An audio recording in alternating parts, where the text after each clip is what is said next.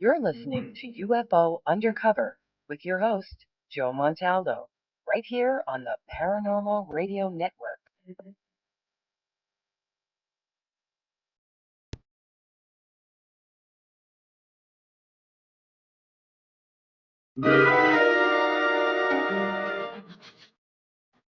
I had had enough. Well, you drove out there into the middle of nowhere and had some sort of loud verbal display challenging ET in general out in the middle of nowhere? That's what I was doing. I actually had a pistol in my hand at the time. I was really ticked off. When I was having this fit, I was waving the gun in the air, okay, and I had this fit. And at this moment, I said, okay.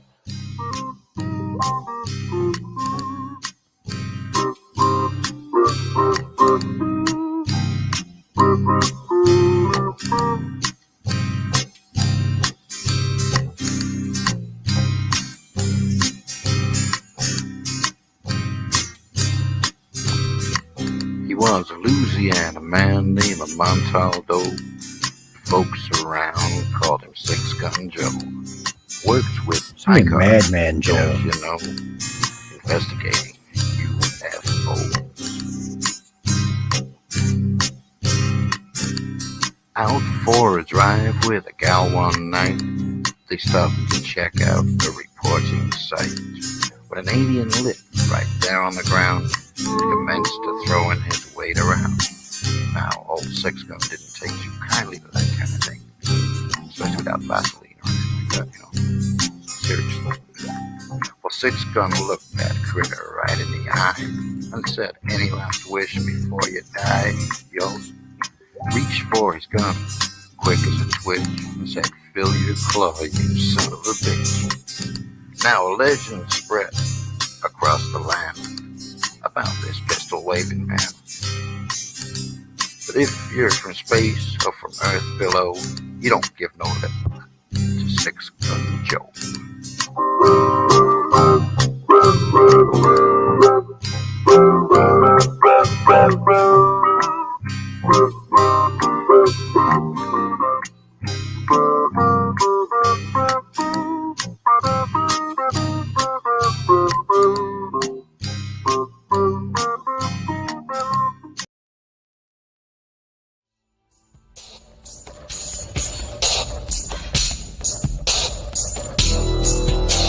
welcome to the Outer Realm with Michelle DeRoche and Amelia Pisano.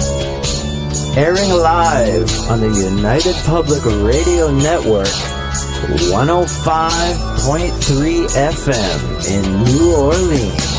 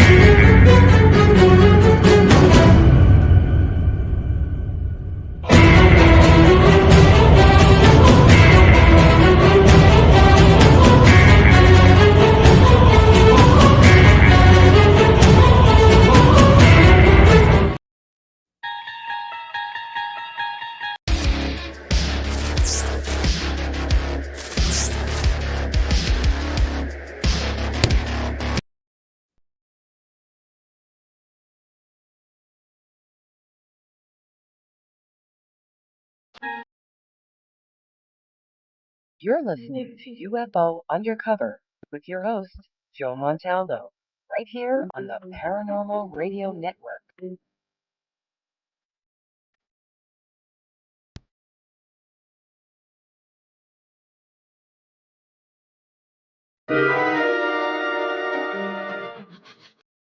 Welcome to UFO Undercover.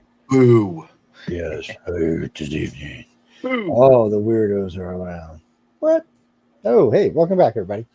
Or welcome, I should say. Welcome. We haven't. We just started, so they haven't gone any. Well, I guess they were home for 24 they might have hours. been out getting some popcorn or something, some munchies, some nachos.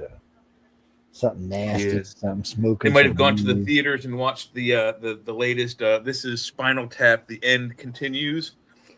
Jeremy, I see you posted in my box earlier. What about? I haven't seen Superman yet, so I did, and it was okay.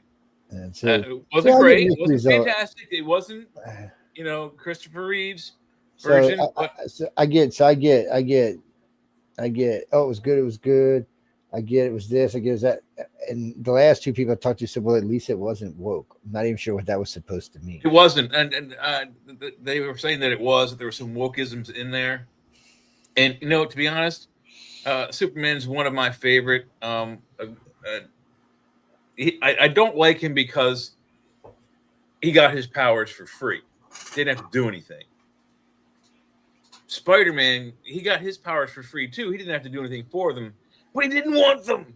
He was cursed by them. He's like, I don't want them at first. So, but anyway, it was well done. I mean, I thought the guy does. He's got a deeper voice than any of the previous ones before him. Other than that, he looks he's the Batman, like, Superman. He's kind of like if you kind of take your glasses off and squint real hard and stand at the back of the theater, he kind of looks like Christopher Reeve. So that's going for him. Well, I mean, John said he liked him because he was kind of old school. Oh, the actor? I haven't met the actor, but he seemed like a very decent man. Yeah. No, he said he liked his Superman because it was kind of old school. So I'm not sure what he means by that. But yes. I guess Okay, I know what John means. Yeah, I'm not going to spoil it for you. You got to see it, and then you'll know what we're talking about. Yeah, he's 100% like 1939's Superman, not Christopher Reeve. Yes, but a lot of Supermans along the way. So for some reason, I can't remember. So, in DC Legends, the guy who plays Adam, the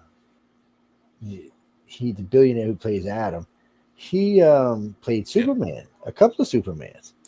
But for some reason, I can't remember. Brandon Routh. So even in the DC Legends series, he was like Superman in an alternate world. He came in as that being a Superman. I was like, but for the life of me, I cannot remember seeing this guy play. Well, so I think he must have been in between Reeves and the guy who fell off the horse. No, Christopher Reeve is the one who fell off the horse. He is for the one. No, okay. So who was the last guy? He was the English actor. Now I failed his name. He's the English actor. He was the physical epitome of what Superman should look like. He is physically that fit. But I don't. First name, what is it? I don't. I'll get it here in a second. The new one is named David Corenswet. Yeah. I remember seeing it. Tyler Hoechlin is the one from the TV universe. Brandon Routh is the one who comes after Christopher Reeve. And what's the English guy's name? I got to open up another box here.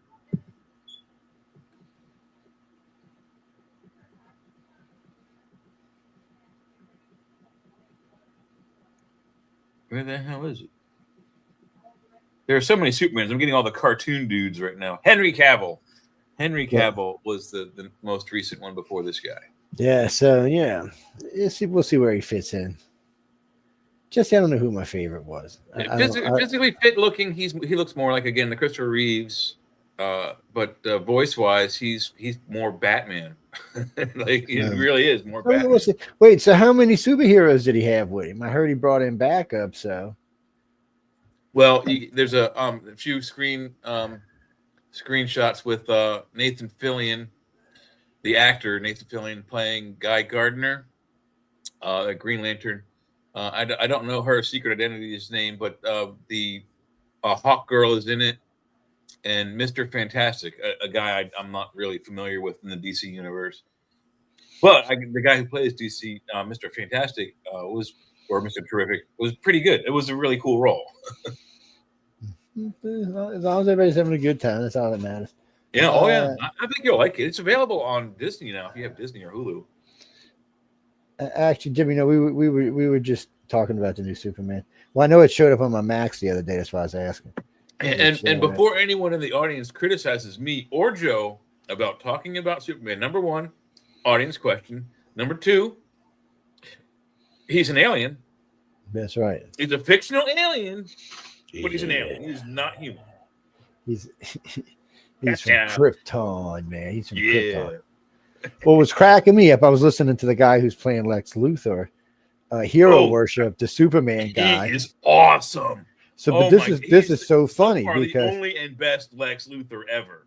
So I've seen a couple of good shots with him, in the different clips, but he's so funny because I'm listening to him talk the other day about doing Superman, and he's hero worshiping Superman. Yeah, but he was the best. He was Beast in the Marvel redos for the X-Men. No, but I mean, it was just funny knowing the guy was hero worshiping Superman and knowing he was the guy trying to kill Superman. Yeah, it's kind of funny. That's what makes it. That has to be what makes it so much better. He is fucking. Sorry, pardon my French. He is fantastic. He is really, really, really, by far. He is by far the best, closest to what Lex Luthor is in the comic books. Lex Luthor like vehemently hates Superman.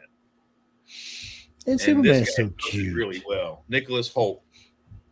No, Jesse. No, Jesse. You're thinking of Marvel. There's Marvel and DC. There's actually a few other comics in there too, but they're not Marvel as prevalent. And DC did come together for a brief stint for like a year and a half, where both companies were going bankrupt. So they amalgamated their character lines, literally called the comic line Amalgam, and they did 12 books of these characters that they mashed together, and then they went back together. So they are kind of now interchangeable. And if you look at any one of the either two universes, each one has a parallel superhero.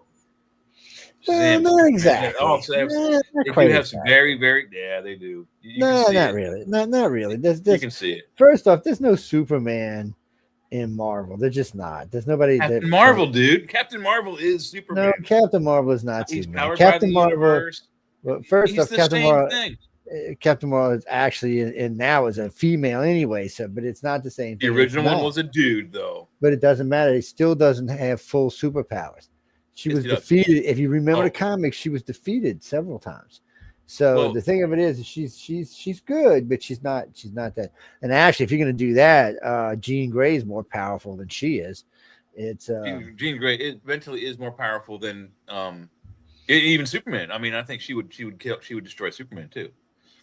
If she could get in his head, yeah. If she could get in his head, But there are also parallels. Like the Shi'ar guardsman. His name is Gladiator, the big blue dude with the purple mohawk. You know what I'm talking about? Yeah, kind of. He's really super powerful. The guy who turns into metal. He could be almost. So Jesse says, "Who is Batman in Marvel?"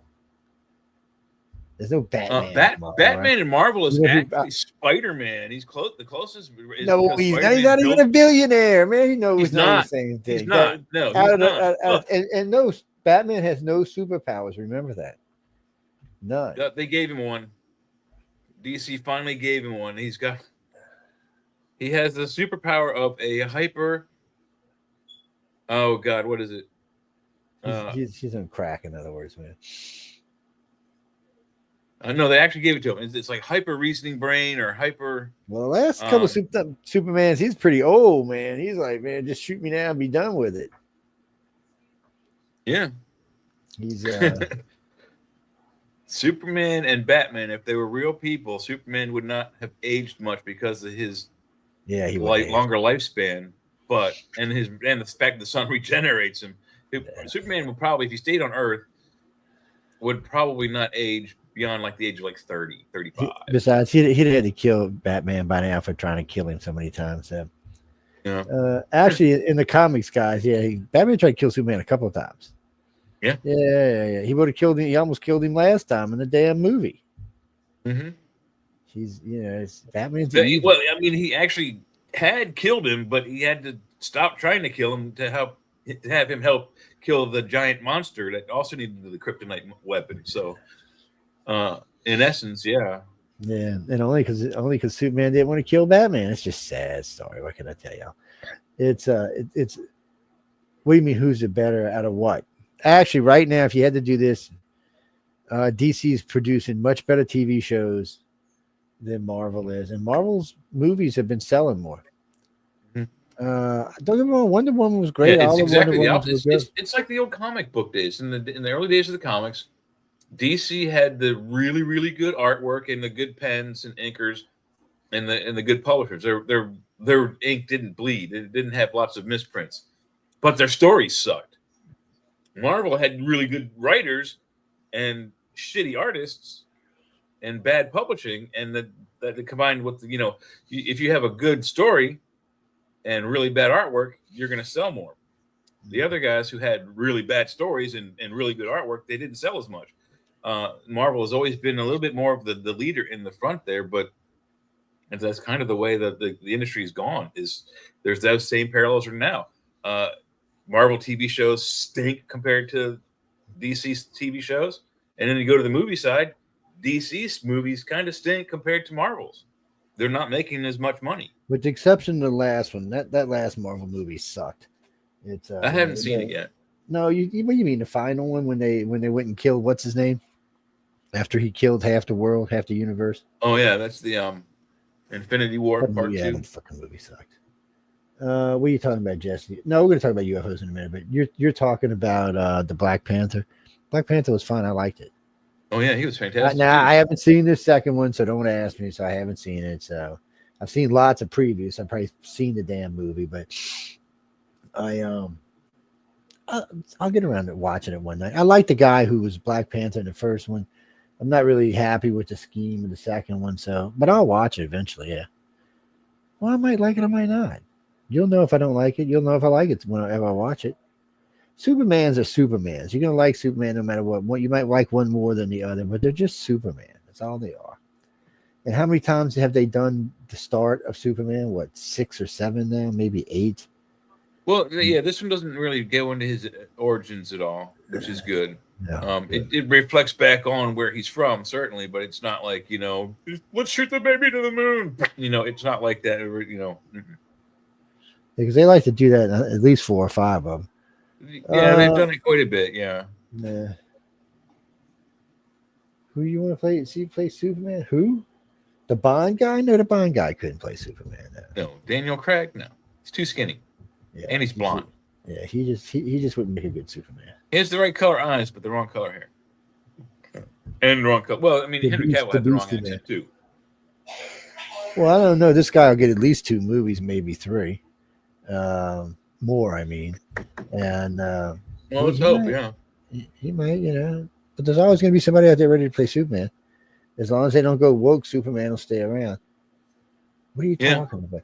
I tell you what, John, you know what? You can bring that up on Friday's show about how Marvel and DC deal with the being gay and working in their industry. Oh, you have a lot to say about it because DC does it really well and Marvel really is piss poor at doing it. But we can talk about that on Friday. You could come see us. Yes. Well, it's just one of them things. I tell you what, I said, why don't you do this? Go watch DC's Legends of Tomorrow. Go just, it's 7 seasons. So you're not gonna be able to watch it all by Friday. Yeah, it'll take you a week to marathon it. Maybe more. You can kind of skip. You're gonna have to at least do a couple of episodes in the first season too, so you got an idea who the characters are. But you can skip after that, jump forward a little ways, and find out who the characters really are. It's amazing the way they do things without ever any time in the whole time putting any emphasis on anything. No, they don't even talk about it. It's just what they are. It's excellent, well done. It's not the only one I've seen DC do that way. DC just figured this. You know what? Okay, she's going to get married to a lady. Who cares? Let's go kill a monster. That's just their approach to it. Marvel's going to make a big deal out of it. DC's like, no, just a person. Who gives a shit?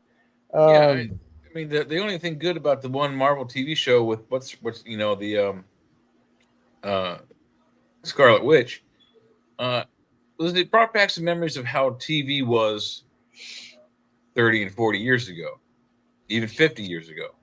Other than that, the show kind of was like, you know. Yeah, but no. Anyway, Jesse, we're gonna get to the topic at night since I see people. Yeah, since plugging we me on started my off with a messenger. fictional alien, let's talk about Yes. some real ones. So you know, when you look back in time, you know, we'll jump in our little time machine back here. We're going to jump back about, let's say, we'll make a quick stop about 6,000 years ago. So we're talking Samaria, Mesopotamia, maybe the birth of Egypt. Pop. Now we're there. Now remember, this is the only life on the planet at the time, at least as far as we know. This was the only life on the planet at the time. I'm not sure where all the people in Africa went because you know they had to migrate up to the Middle East and transform into a whole different race, basically. So I'm not exactly sure where everybody else went off to, but they actually found a couple of mummies in Syria, which is on the northeastern trek out of Africa. Two female mummies in Syria that their DNA didn't match with the DNA of the region. It's a very interesting read. Yeah, it wouldn't surprise me either. So anyway, we'll start out with something easy for y'all. Okay. So you go to Samaria, there's this, we'll just say it's a statue, or a carving. It's generally 8 foot tall, 7 to 8 foot tall. It usually looks like a reptilian. Sometimes to me, it kind of looks like a bird of some sort, some kind of raptor or something. But regardless, it usually looks like one of those two things. Usually has some kind of cloak thing coming down. Sometimes you'll see wings, sometimes you won't. You'll always see a little bag, looks like a little handbag, a little woman's handbag, maybe like a Gucci or something, with like what looks like a wristband, almost like a wristwatch with like a little thing behind it. So it's some type of, I don't know. It looks like a watch. I'm sure it's not what it is. And then like some type of pad behind it. Now these show up in those three cultures, but then hyper jump forward 2,000, 3,000 years to Mesoamerica, and they're there too. They're in the Mayans, Aztecs, Incans, and Toltecs. Identical symmetry. Each has like a hawk's face, like you said, 4 wings, a wristlet or a watch that has like a flower pattern, usually with 8 petals, perhaps indicating a 16-hour day or a 32-hour day or something of that nature. A handbag, or sometimes people have called it, like in the olden days, it was an old deadweight, an old dumbbells that were just a piece of lead with a handle on it that you would lift. So we don't know if it's like a handbag, or Giorgio the hare thinks that it's it's one of those handheld air conditioners like our astronauts used to carry before they, as they're going from the after getting dressed in their suits, they would walk with an air conditioning unit in a suitcase, and a Samsonite suitcase at that, by the way. And then they would get into the capsule, and they needed that, otherwise they would suffocate inside their spacesuits. Yes, because it got hot when you were in them things for a while. I don't know what these are, and some of them look like raptors. I mean, some of them do kind of look reptilian, though. I'm sure there's maybe snake reptilian. I don't know. Anyway, they just, regardless, they got that same kind of look in their face, like, hey. But the funny part is, when you look at your face, you think, oh, I'm going to get eaten. But then when you look at the rest of them, you're thinking, well, wait a minute, what exactly am I looking at here? Some reptilian race of some sort, some bird race of some sort. Can't rule that out either. I mean, what exactly? Some raptor? Maybe it's the advancement of everyday raptors. What the hell do they call them anyway? Guys, you know what we're talking about? I'm sure Jay's going to post one for you. If not, I'll find one. I'm trying to find a good one if I can get through this stupid web page here. I guess not. Damn it. You know what's bad is I got them on my other computer, but I got a lot of stuff I got to transfer onto this computer. Actually, I think I'm actually have to add another drive to it. It have to be an account to see that picture. Sorry. It's we love you, people of Earth. Jesse, where are you at? Where are you? Oh, I see it. Never mind. There we go. Marshall It is Islands. What you hard. doing the hell down there?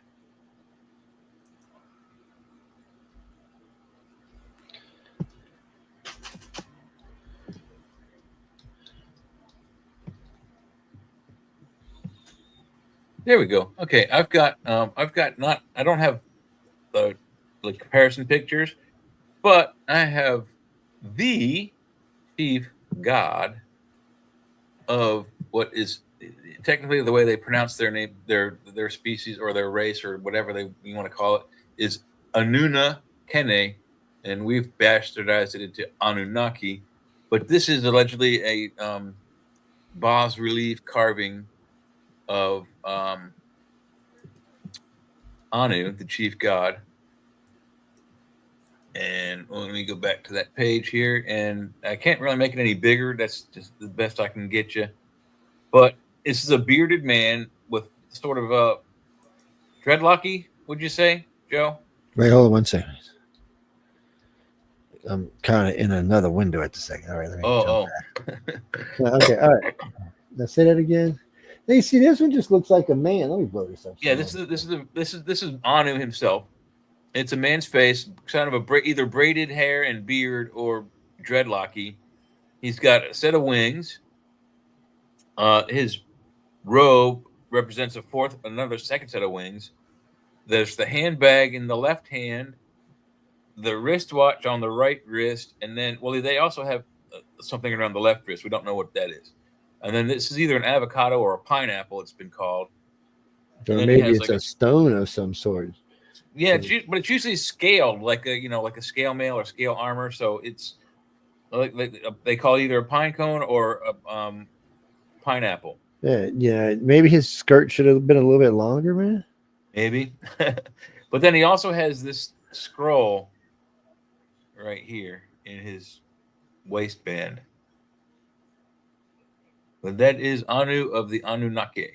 His balls are hanging out. Damn. No, that's his calf and his knee. Yeah, that's what it looks like to me. What do y'all think, ladies and gentlemen? I know, huh? Oh my God, Jay's putting pornographic stuff up. Well, he's also got a handbag, so maybe he doesn't have. Maybe he's a transy. Maybe. Now we're talking bad about Anunnaki guys.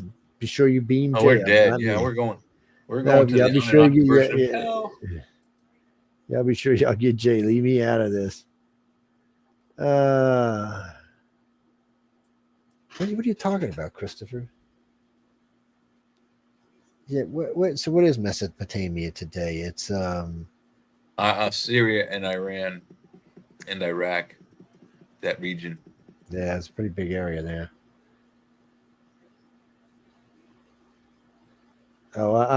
Anyway, Michael, so when you go back and you look at these, and you're going to find these in Samaria, and you're going to find these in Egypt, you're also going to find these in the Mesoamericans. I don't think it's supposed to be the same person. It just seems to be whatever that area is worshiping is what it looks like, but it seems to be dressed mostly like the other ones, like they're all part of the same thing. Well, it seems like, and there's lots of bloggers out there that are doing stories on this, that Anu was Zeus and Jupiter and all of the gods they're saying were these Anunnaki beings, just had different regional names. Thor is Apollo, and Jupiter and Zeus and Anu are all the same person. They just have different names in different colloquial regions. That's what the data is telling some of these people.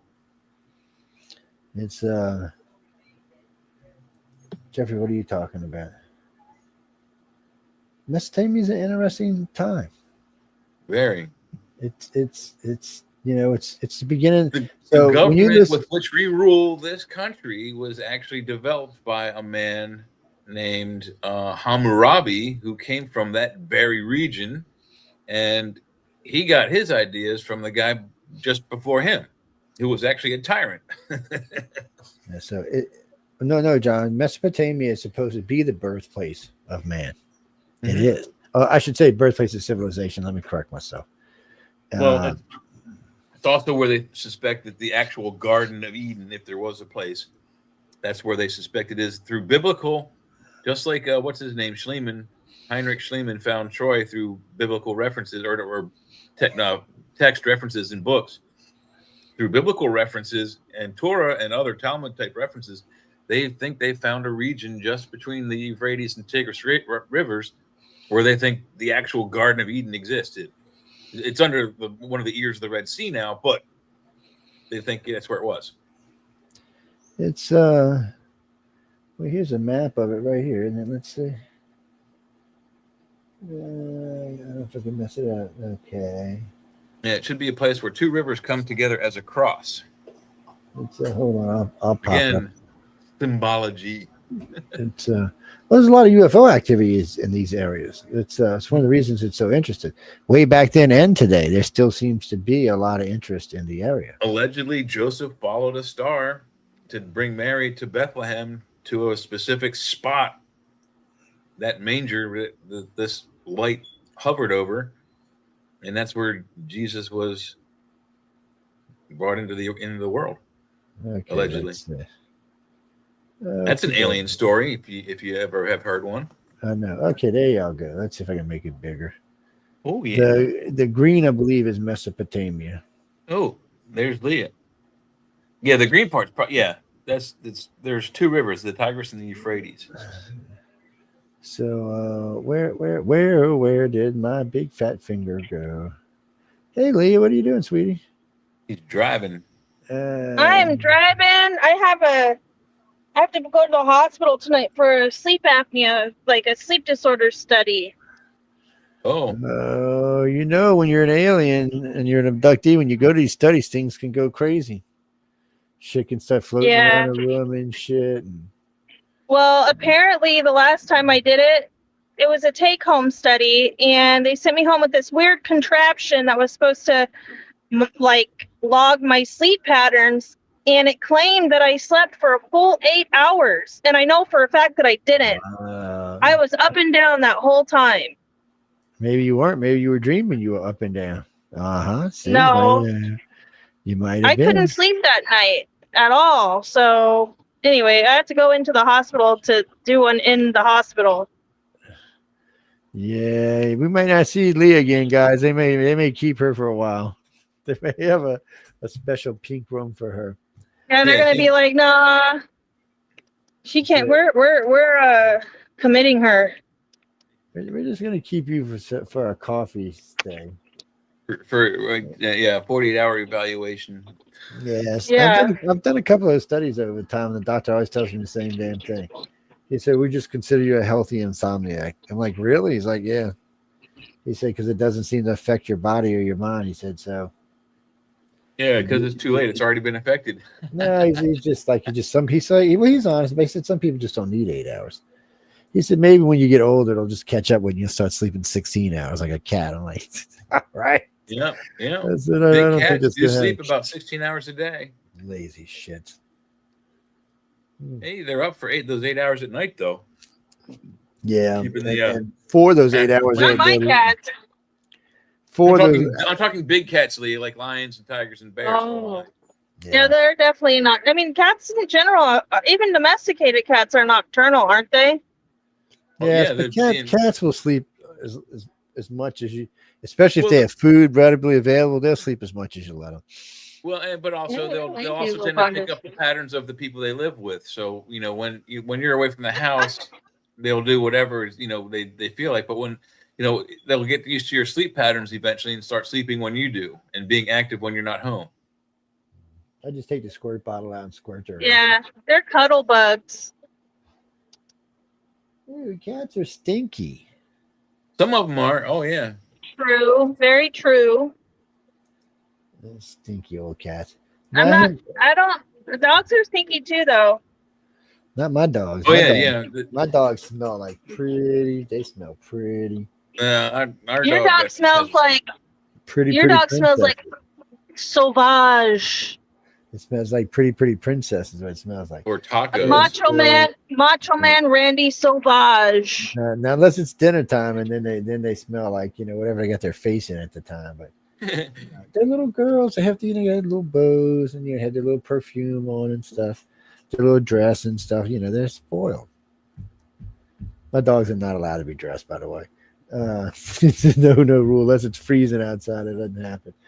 Actually, Jimmy. So in Mesopotamia is also where they thought the ark was. That's where they thought it had last place it had been seen. Yeah, you opened it up and it tanned your face all nice and pretty red because you shouldn't have been sticking your face in alien technology or God technology, whichever one you want to think it was. Because or you weren't wearing the right protective gear, so you weren't, burned by the radiation inside the box. Yes. Oh, Denise, we got one or two guests coming on this Friday. We'll be talking about that. Yeah, we'll talk about it. No, really, we'll talk about it. Yeah, just ask me on Friday night. It's not tonight's subject. That's all. It's one of those things. Well, I mean, the reason we brought up Mesopotamia because there's a lot of stuff they talk about extraterrestrial wise in Mesopotamia, also in Samaria and Egypt. That whole area seemed to have been a hotbed for a long time. Clark, that's a good question, and you're right about the amount of UFO activity in Africa itself. It does seem to be low compared to everywhere else. Well, I think that's because everything that's happened there is done with. So, well, I don't even know if it's that. What was the overall populations, and what is the population today of Africa?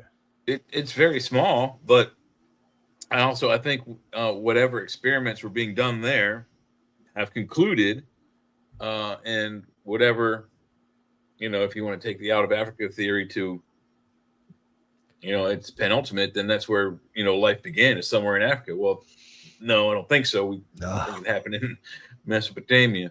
But the spread of hominids before the invasion of the Anunnaki, yeah, definitely. I get in trouble with some so-called indigenous people today from Mesoamerica. They were telling me we're indigenous and we have the rights to be here and blah blah this and blah blah that. I said, well, you know what? I'm going to send Uncle Bob to ET down to visit you, and then you can tell him how you on his land and you indigenous. And they were like, wait, what? I was like, you can explain it.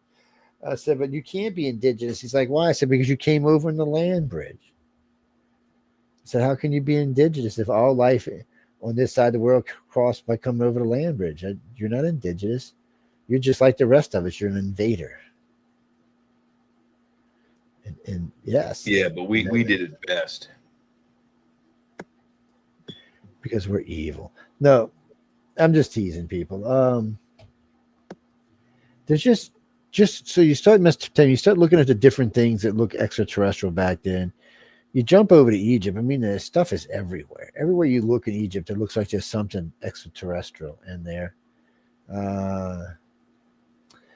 You mean the pyramids? No. Okay, I'm going to tell you what happened with the pyramids.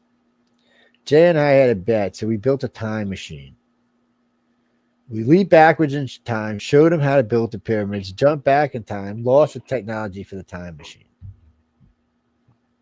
So now it's just a big confusing mess again. Actually, we didn't lose it. Some thug at the White House knocked us on the head and took it. Yeah, that's pretty much what happened. Wow. Okay, man, that was scary, girl. You can't scare me like that. I am old. Oh. I mean, even Fiona jumped. She was like, "Whoa, what is that, Daddy?" I know. I seen Martha twitch up there. She went, "Whoa, what's up that?" No, Denise. I mean, there's lots of proof that something was visiting. So I always tell this. One of the most interesting things you'll find is, okay, I think 1780 or 90 was when the first hot air balloon flew. I could be wrong off by a decade or two, but no, you're about right. 1880s, 1890s, right around there. So before that, anybody seeing anything flying in the sky that was not of a bird origin should have been of interest for any investigator, because it was okay. No, so I do think now we can go back as far as maybe 12th century. So Da Vinci was 14th century, but starting around the 12th to 14th century, some concepts of flying devices were, conceptualized by various people. And we'll just start with Da Vinci. Yeah, but they weren't flying. But anything, 14th 14th century. Yeah, they weren't flying; they were just concepts, right? But the concept still exists. Just saying. So if you go back even further, further than 14 or 12,000 years ago, then bam, yeah, everything that's painted or recorded in the sky can't be anything else but not of this earth. Can't be. It can't be. It can't be anything else. So yes, I was right on the money. I said 1790. It was 1783. First man. I have a question. Paris, France, no less. What's your question? Is there have you done any research, either of you, on how the population has fluctuated since like the beginning of recorded history until today? You know, like how many more people are on the planet now versus because of, procreation than back in the Sumerian times? There's somebody did like an animation of like from like Sumerian times forward by not by decades but by civilizations. So like you went Sumeria, Acadia, Babylon, Rome, blah blah blah blah blah, all the way up till modern times, and it showed the population bloom, and it's like 100 times more than it was ever. I mean, we're pushing 8 billion right now, and in the next 2 years it'll be 10. Yeah, maybe 9, but still. Or 9, yeah, still. It's it's hard to say because it's just we're not a good chunk of the planet isn't really breeding right now. China's slowing down. We're almost going backwards. Europe's almost going backwards. We actually had a higher rate of what do you call those, abortions versus deaths in the most recent decades. Oh yeah, it's kind of sad. It is more of those than births. That is just sad. More abortions than births. Jamie, I had it somewhere. You know what? Let me look. I know it's on this computer somewhere because I sent it over here. Let's see. What did I do with it? It's on here somewhere. So we're going to jump back to. So in 10,000 BC, the population was less than 2 million. Worldwide, by the way, 2 million. So that's a best guesstimate too, by the way. It is a best guesstimate. And that's a best guesstimate. So that would say that in 12,500 years, 12,200 years, right? 14,000. Yeah, we have gained. Well, that is true because it's a 2,000 coming over the top. So, wow. I mean, we've gained a lot of people, that's for sure. But it took 14,000 years to get to 18 billion. I mean, to 8 billion. And was that at all at times when the continents were closer together in a way? Like, was that more towards like? No, was that in recorded history time, or is that like 14,000 years ago? The world would look pretty much the way it does now. Does now, yeah. Some waterways and streams and shorelines would be a little different, but other than that, it would be basically what it looks like now. Yeah, at 14,000 years ago, there would have been more visible land because of the ice age. But there would have been more land, yeah. But that would have been starting in the middle. So at 8,000, there was 5,000 people. So at 3,000 BC, there was 100 million people. Wow, a lot of people. Yeah. So and then at all the way to 1,000, 100 million. At million? M-I-L? Yeah, million. Yeah. Hey, Heidi. So at 1,000, there was 100 million. At 500 BC, there was 500 million. At 200 BC, there was 227 million people in the place. At year one, 300 million people. That's a year after Christ died? That's the year he was born. That's like 10 years after he was born. He was Year one. Year one, Jesus would have been like 11 or 12. That's when he disappears and then comes back at the age of 33 and then is killed almost instantly, according to the Bible. I thought year Now, one, if we're talking like this is 2025, right? So like we're talking like year one. Isn't this 2025 years after the death of Christ? It's 2000. Oh, yeah, actually, it is. She's right. 2025 AD after the death of Christ. Yes, it's AD. So year one. No, it doesn't actually say year Jesus one. was born. Jesus was born somewhere around 7 to 11 BC years, and then was BC killed. means before Christ, right? Right. BC means before Christ. Before Christ. He was born, right, exactly right. Most biblical scholars agree that he was born in the year 7, 8, 9, 10, or 11 BC and was killed in somewhere around 33 AD. That's the time span. But it doesn't matter. Year one does not denote the death of Jesus Christ. It denotes the end of the last regardless at this point, what it does mean is 100 years later, it dropped to 195 million people. So there was a big culling. 105 million people. Something happened. I don't remember there being nothing big going on in that time frame. Wars, or it could be really nothing. I mean, and then here we go. Now here we go. 200 years. It's only 202. At 300 years, 205. It's not moving very much. It stays pretty stable, doesn't it?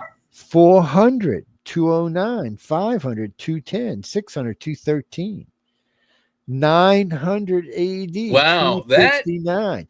Wait, that sounds engineered, though. We're 1,000 years in now, and it's only 295. So from when we're talking about year one to year 1,000, it still hasn't recovered to the 300 million. So at a year 1100, the population was between 400 million, 450 about 1,500. No, wait, listen. This gets crazy because it took 1,000 years for it to bounce back to 300 million. But then 1100, it's at 450 million. Yeah. So it's a huge jump in just 1 year. I mean, in 100 all years. the 300 million came back all at once. And yeah, basically. And then 1,200, it's 500 million. 1,300, here we go again. 500 million. 1,400, 500 million. It's it's engineered at a Does it happen to say like what? Well, a lot of people get sick. You got to remember that they didn't. People didn't live as long. Lifespans were short. Yeah, lifespans were very short. In the 1600s, 600 million. Now we're getting closer to our time now. 1800s. 1 billion people on the planet in 1800. 1 billion? 1 billion. That's what it says. Does it happen to say where, like, the territories of the world where the populations were more gathered? Not on this one. They got them like that. So this one, that, by the way, they're different. And I'm only going down 2 of the maps. There's actually 3, 4, 1, 2, 3, 4, 5, 6, 7, 8, 9, 10 different groups talking about this. Clark, Durbin, Tomlinson, Jones. Anyway, each one of these talk about the time frame and how many people are living. So I've been kind of taking between them. So as of 1940, the consensus was there was 2,300,000,000 people on the planet. So that was 80 years ago. So in 80 years, now we're talking 2,000, we're talking 12,000 years of history here, and got to 2 billion in 12,000 years. So in 80 years, we have added 6.4 billion to the population. In 80. Something isn't stirring the Kool-Aid there, man. 80, yes. Not stirring the Kool-Aid. 80. And if this trend stays true, by 2030, there will be 17 billion people living on the planet. Unless we're going to Mars and the moon. I remember in a college class I was taking, there was a study that we were doing that claimed that the Earth could not sustain more than 9.5 billion people on the planet. Oh, easy. It can sustain that easy. So the current think tanks have the maximum sustainability of the planet when converted correctly to around 35 billion people. So all they're going to do is, well, we got to remember, most of our oxygen comes from plankton, not from the forest. So all they're talking But we about still doing, need a lot of forest. Sorry. well, not as much as you think we do, but we do need some. But what they're going to do is, the U.S. most of the forests here are in the mountains, so you can't really use it for farming land. We're maximizing our farming land pretty well, but not in South America and other places around the world. We can maximize it and put in what they call it. They're high intensity plants. They're not even trees. They're just plants that make oxygen at about 50 times the rate of the best plant on the planet right now. They've got these things, by the way. They're designed to go to Mars.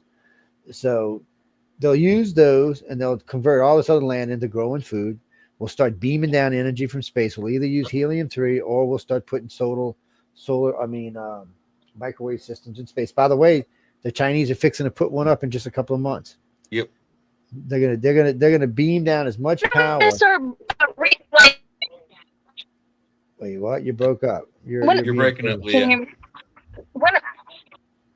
Can you hear me? Yeah. No, you broke up a little bit. You're going to start over. When are we going to start harvesting rare minerals and like gemstones or whatever off of asteroids and comets in space? Pretty soon. Yeah, 20, 30 years probably. So right now, for the next decade, we're going to concentrate on getting them out of our own soil in the United States because we've been using up China's and everybody else's. But we've got everything we need here, so we're going to start digging ours up. We've got more oil than God. Yes, but we're talking about rare earth minerals is what we're after right now. So yeah, like gold and diamonds and things like that. The stuff that you can find.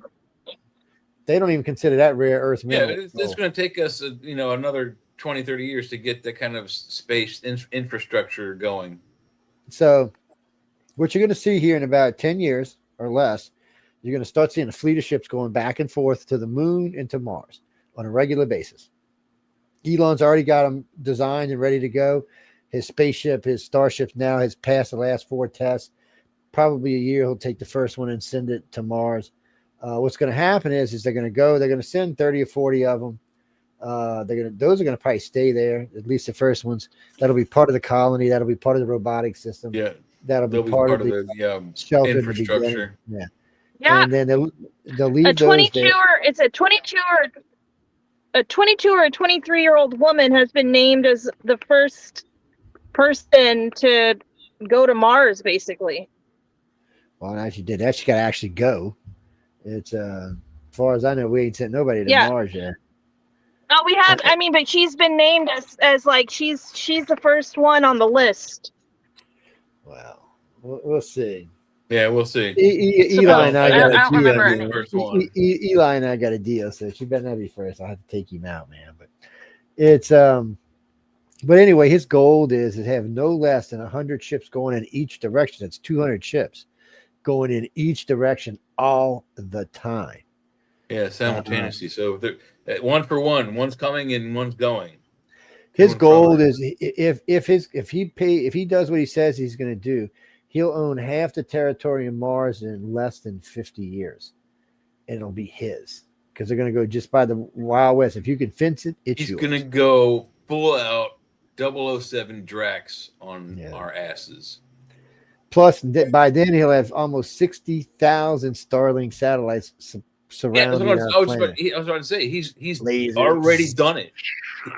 In 007, how long will it take to get to Mars? Depending on which one they're talking about, a couple of months. Yeah. The new system's got it at 3 months, 2 weeks. That's at the closest perigee. At apogee, you're looking at probably 5 to 6. Yeah. No, actually, that's just. I would do it in a heartbeat. That sounds fun. I would, if they set me up with all the right gear and all the right, freeze dried ice cream, I would be there in a heartbeat. To be able to make real ice cream. For those months, most people would be asleep for the most of it. Maybe. I'd be up sneaking all the freeze dried ice cream. They maybe not be. I was listening to Elon talk Well, depending about. on the size of the crew, the more humans there are, the less likely you would be. Not necessarily. They wouldn't put you in. You wouldn't be suspended animation, but they, an induced coma if there was like a large contingency of humans, because you just can't pack enough food, water. I've been in an induced coma. Well, yeah. That's what would happen probably if there's a lot of people. So right now the Starship is designed to carry 100 people for 6 months, one direction. It's that's what it's being designed for right now. So that's basically the submarine. So, but what Elon actually said is there'll probably be less people on there in the beginning, 40 or 50, while they're running more supplies. Because it's going to take a little while. They got to get places for them to stay before they can send more people. You can't just start sending over, 500, 600, 1,000 people at a time. Here comes 10 ships, ain't nowhere to put them. What you going to do with them? Send them back? Well, if you want to get rid of a population, you can do that. So I know. But so they're talking about one of the base camps they want to set down somewhere around Olympus Mons. They actually want to put 2 down around Olympus Mons. So they're going to start exploring it to see top what's side inside and bottom side base. Well, they're looking for places to get inside of it and be protected from meteorites and meteors. Well, and I think they've already found a place to go inside of it, hadn't they? I don't know, but I think they want to get in and look around and see what they're going to do, because you know what they're going to do. They're going to go in and sealed off areas, put either shielding or some type of. They'll brick it up and put doors and airtight doors in it so they can airtight the whole area. That way you can do a big area and make it. But don't they already have like LiDAR scans of a possible canyon, which is why they're looking there? I wonder about that, because I've heard them doing LiDAR scans there, but I've never seen any LiDAR scans from it. I think there is a rumor about that going around where they have LiDAR scanning of the feature Olympus Mons, and that there's the possibility for a large chamber directly in the center underneath of it. Well, I remember one of them. I can't remember if it's. So I think it's one of the rover probes. Right? One of them's got a LiDAR scanner on it because they were talking about it, but I don't know where it's at in line up with the volcano. So no, you'd have if you want to use one of those.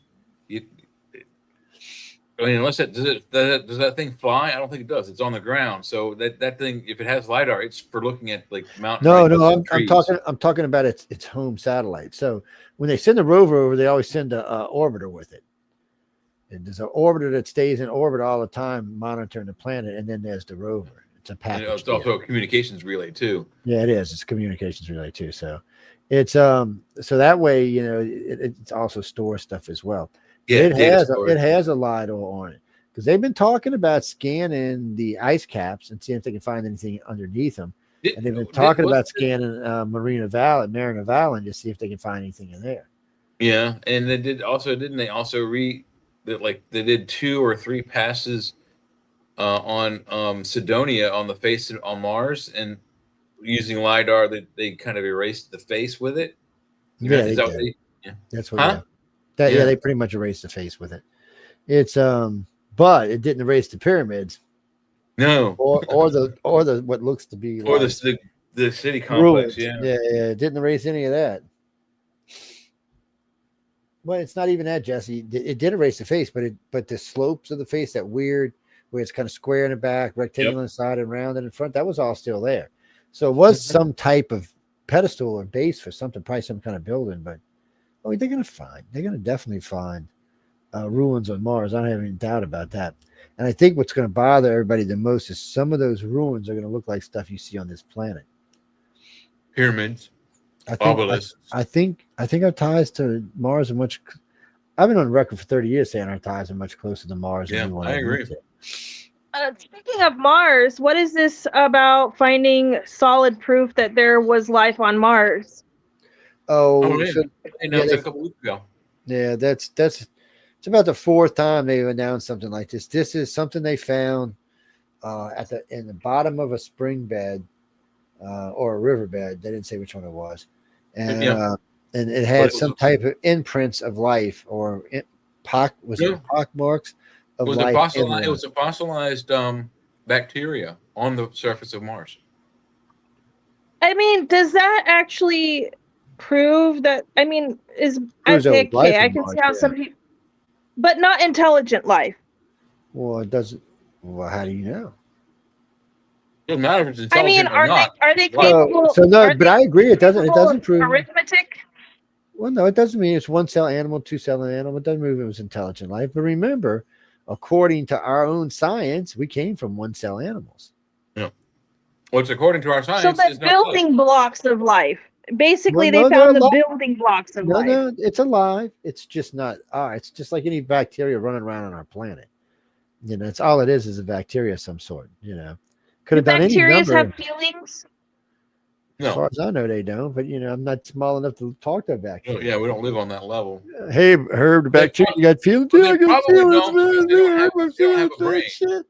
They don't have a complex brain like ours, so the possibility Right. is probably nil. So that mean that it's not like that would basically mean it's not considered intelligent life, right? It's not considered life. Period.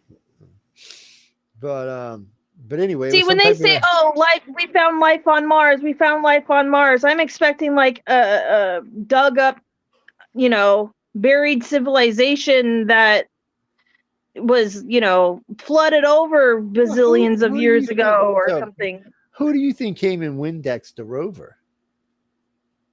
So one of the rovers, a couple of years ago, about a decade now, was dying. It was dying out. It was dying. Couldn't go anymore. And finally, it just died.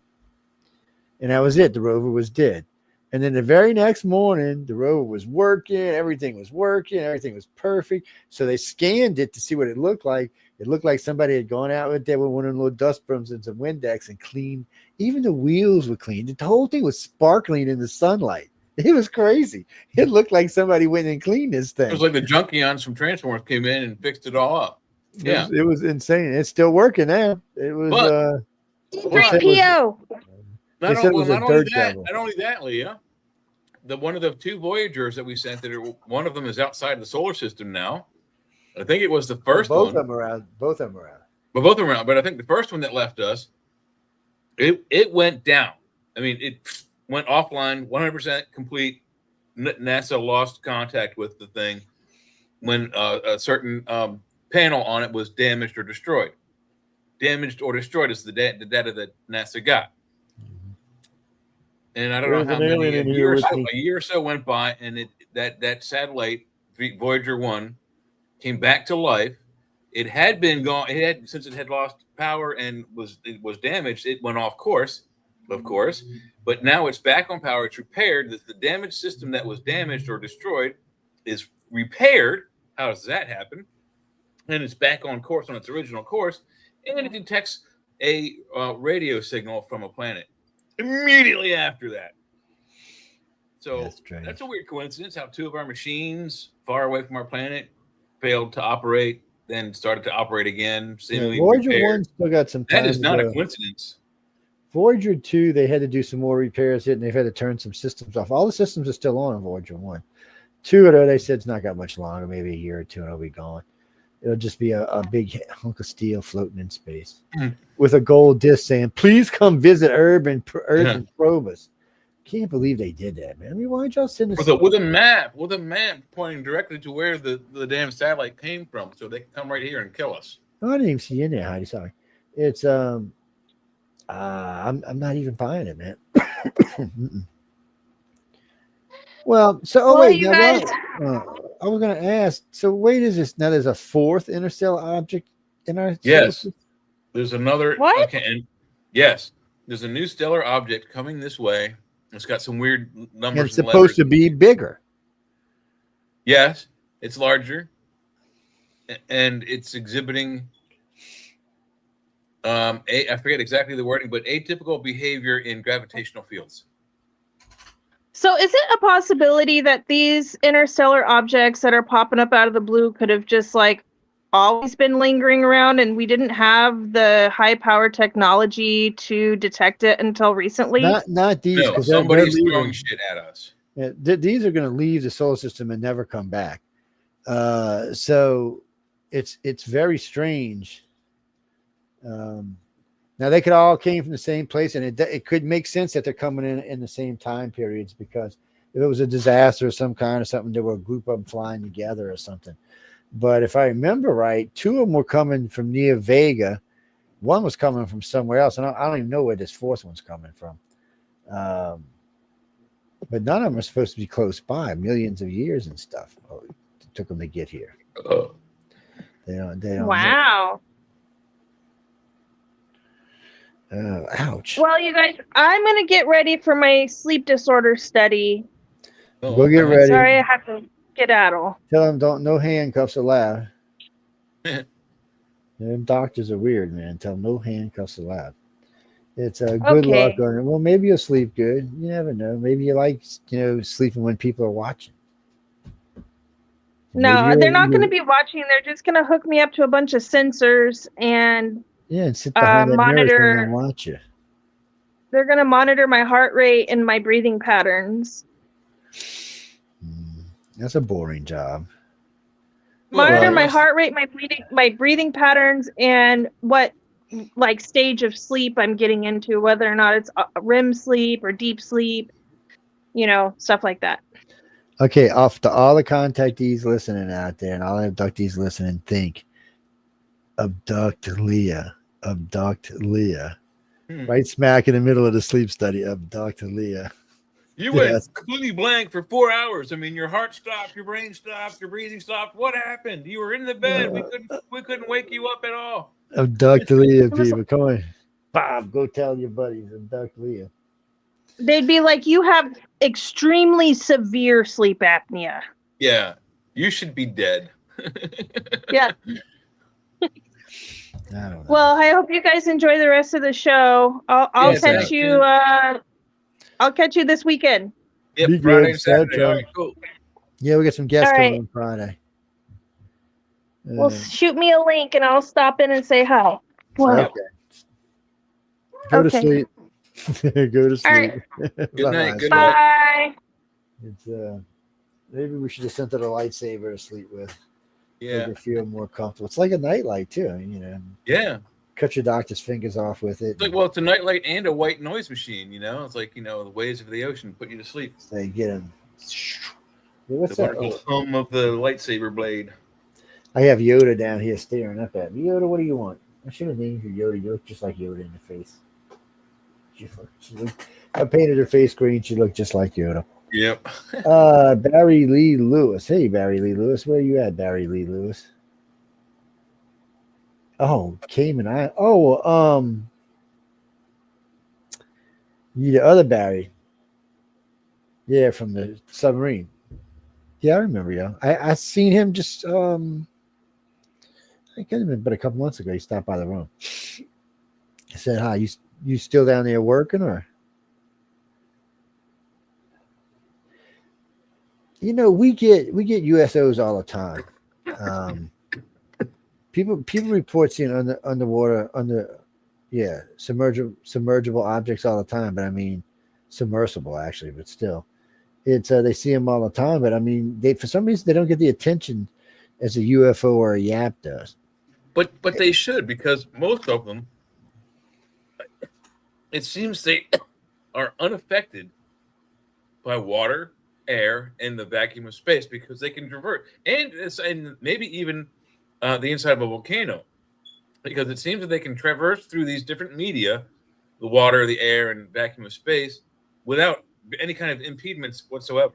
Nothing stops them. When we throw a penny or we throw a rock into a wishing well, it immediately diverts and changes direction, right? Whenever you throw a rock, or even if you carved a piece of wood or a piece of metal like a flying saucer and threw it in there, it's not going to go straight down. Even if you try to frisbee, a quarter into the wishing well to get that wish to go, they always tumble. They don't keep their trajectory, but these craft go straight in and out of the water, in and out of the air, in and out of outer space, and vice versa back. And we can't do that. It's got to be a good amount of thrust too, because I mean, being a particular design, it is an electronic shield that prevents the water and the air and the friction from going between these medium from affecting the craft. Something is turning physics off. Well, around these things. It might not be turning physics off. It might be turning that weird shape into a round shape, though, into a bubble.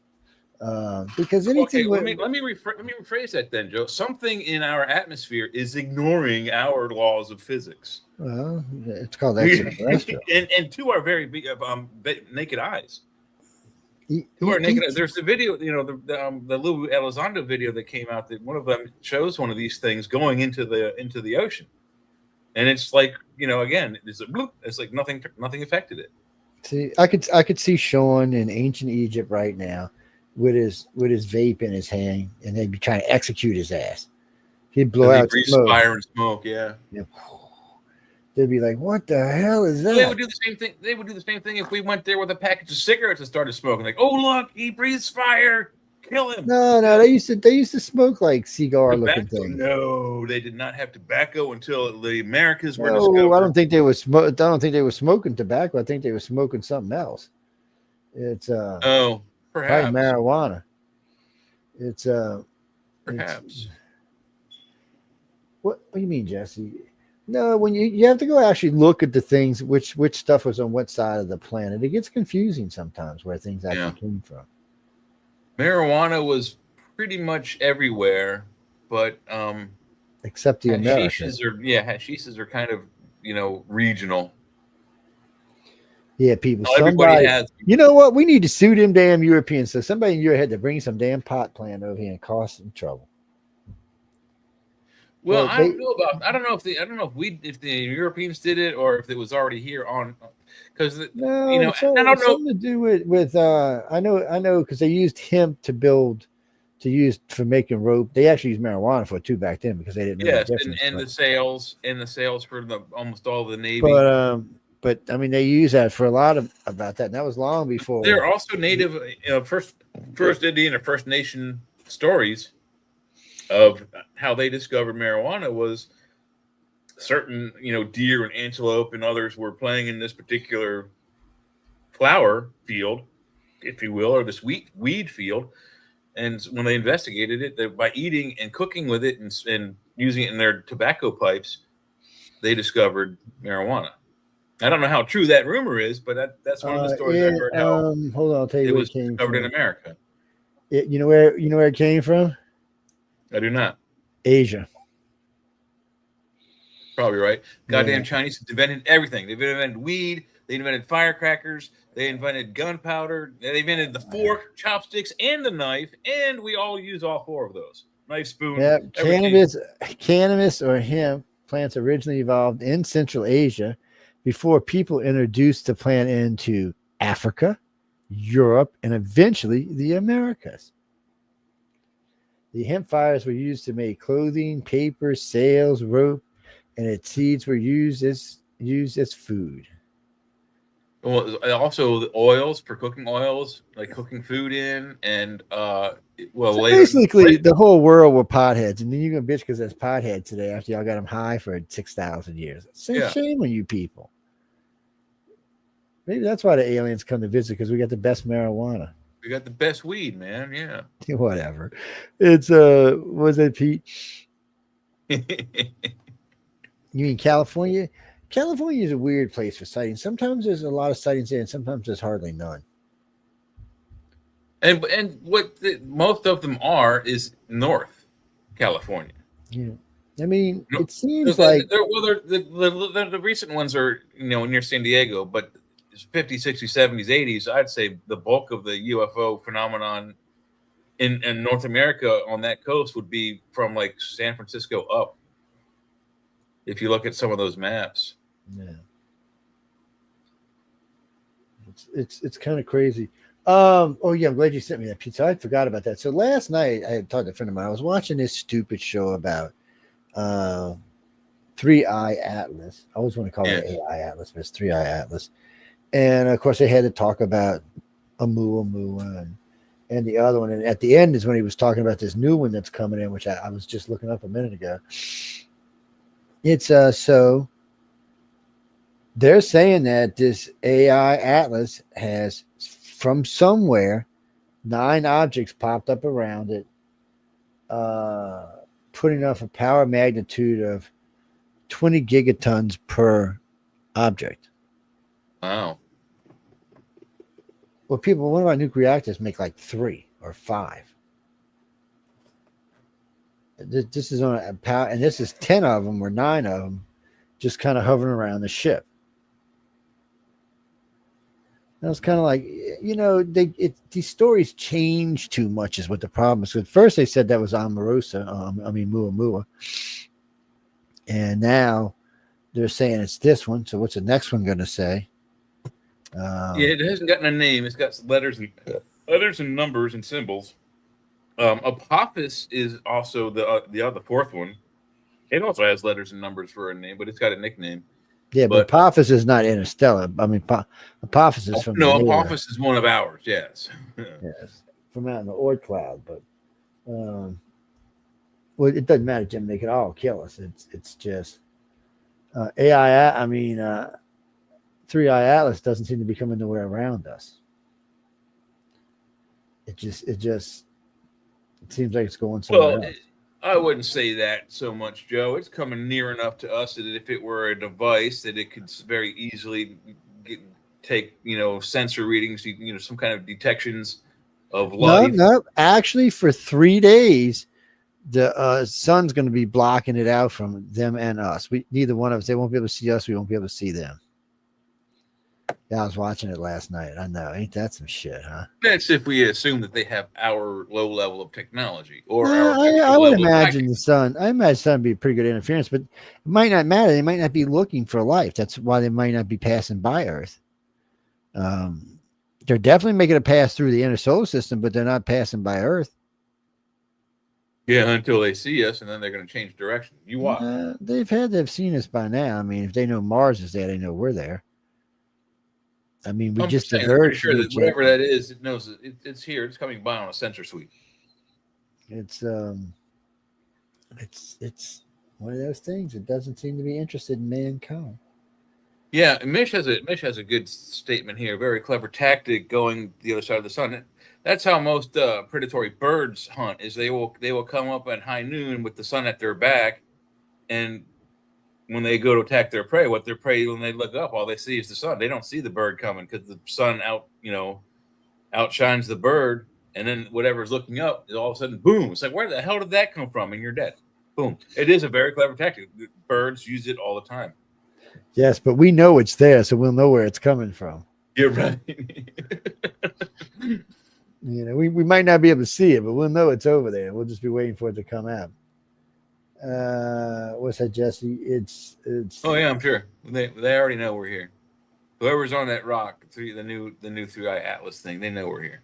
If that's what it is, I mean, it may not be. It may just be that they don't care. Even if it's not detecting life, if it's an electronic device or a probe of some kind, like the other pieces of rock that have come. I mean, it's kind of strange how 4 different things have started to come through our solar system. I don't think so, because if this was something that had happened, an event somewhere, would make sense that we're getting a bunch at one time.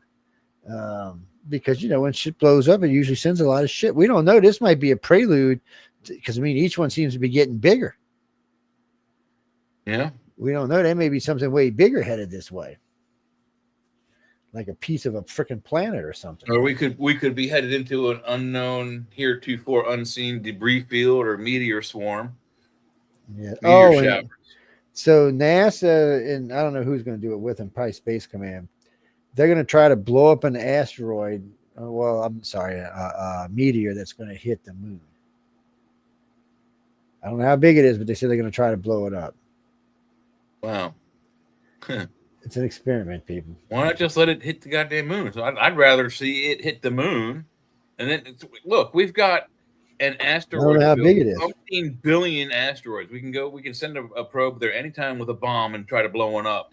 No, we can't do that, because that's like hitting balls. You don't know where all the rest of them are going to go, man. You can't do that. Are you crazy, man? No, we can still farm one from there, but that is the point. What I'm trying to say is we should let whatever size rock this is hit the moon, and then we know, because all we are doing is guessing. We haven't seen anything that size hit the Earth. None of us. No human being was around when any of those rocks hit the damn planet. And it would be very interesting to let that rock just go ahead and slam into the moon, and we collect as much data as we can, because then we can extrapolate that data with our atmosphere and our planet size and our water and other factors and see just exactly how deadly it would be for us. Then It's what happened? much It cracks the better to do moon that. in half or something, man. What's wrong with you, Doomsday? It ain't gonna crack the Damn. moon in half. The moon's Oh. a damn. It's the Death Star covered with a moon. It's going to be like in Darth Doctor Vader's Who. sitting The thing's inside of going to that hit thing it. waiting to blow It's us going up. to. It's going to be like Doctor Who. The thing's going to hit it. It's going to crack open and find out it was an egg. Oh, Big my old God. big old lizard will fly out of it. It'll lay Lizard another people. egg though while it's flying away though.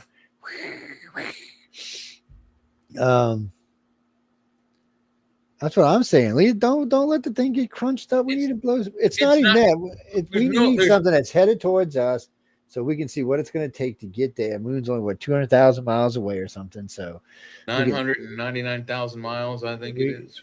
We can shoot a bunch of rockets. Hey Google, how far away is the moon in miles? The moon is about 238,900 miles from Earth. 240,000 miles. I know my stuff, my friend. It's But anyway, it'd be good to watch. Hey Google, stop. That's plenty close enough to us that we can witness the damage, and besides, we don't even know if it's going to stop it. We might still get to see it hit the moon. Yeah. We don't, and what did I tell you? No, maybe it'll be our space 1999. It'll hit the moon and push it out of orbit by 2099, and so it'll be space 2099. Maybe it's one of them planet busters that just wanting to test it. Yeah. But what if the moon isn't a moon and it is an actual spaceship controlled by aliens and they're about to get hit by that? Well, we should just let it go. Why should we help them? Because they help us. Then let's watch them destroy it then. I say we let it go. No, we need the moon. The moon's a big. Without the moon, we're in trouble. Is it big enough to destroy the moon? I don't think so. I don't know. They sounded pretty worried about it. They sounded like it might not be a good thing to let it hit the moon. There is some apocalyptic stories of the after time. So what happens if it hits it head on and it pushes it back towards us? Or pushes it into a more stable circular orbit like it has. No, maybe it pushes it in where it's gaining an inch a year closer to the planet. Oh, yeah, then it will crush us. Yeah, we'll eventually. Yeah, well, I mean, in 500 million years or so, but or less, but somewhere up in that area. I mean, our weather will stabilize for a short time, and then as it gets closer, it will get worse. Yeah. Yeah, big tsunamis and stuff. Oh man, earthquakes. Tsunamis. Hell, it'll redirect water like all at once. Like it would be the type of gravitic waves that would come from the moon getting closer to the Earth could displace an entire ocean from one place to another. In other words, the entire Pacific Ocean could go bloop and flop right on top of all of America, North, South, and Central America. And guess what? Everybody there, unless you have a submarine, you're dead. No, man, you get in your little capsule thing and you just watch the water run off,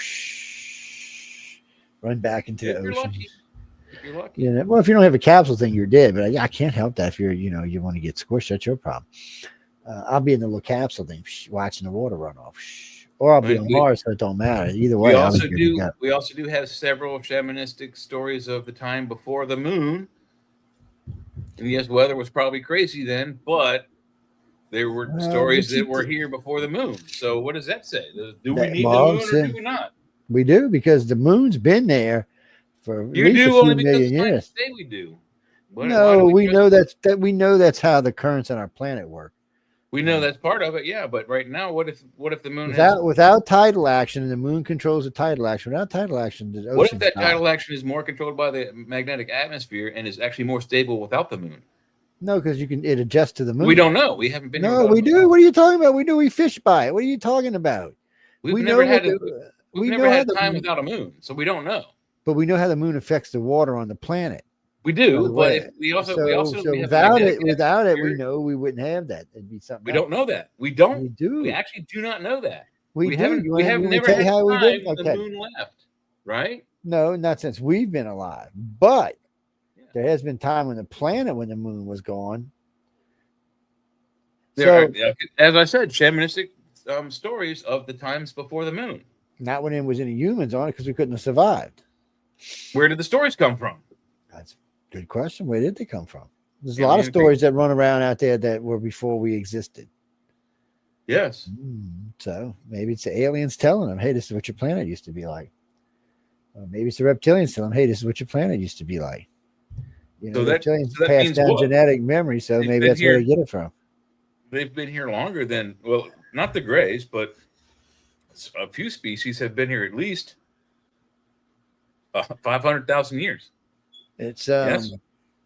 oh no, the moon's been here. Not the moon. No. Alien species. That means with what we're discovering right now about the history we're talking about. That means the alien creatures, that moon, however long that moon's been here, is more than 500,000 years. oh yeah, it's been here for way more than 500,000 years.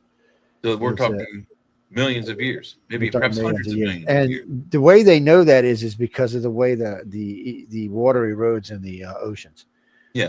Without the moon, it would be. There's no tidal erosion. Yes. Yeah, so it would be a different. So we know it was around when the dinosaurs were here. Now after that, there's no way of knowing. Like I said, though, scientifically, we do know that effect is true, but we don't know what that effect is without the moon. We don't know that those effects don't happen in another way without the moon. We know something else will happen. We know those effects won't happen, but something else may happen. Something else may change. So, well, have you noticed one thing that I've perfect. noticed? Some of these exoplanets we've discovered with atmospheres and even perhaps technological gases in their atmospheres, it seems that they don't have moons. These planets. What planets? These exoplanets that have the possibility of bearing life, water and oxygen-rich atmospheres. Yeah, well, we don't know because they're too small to tell.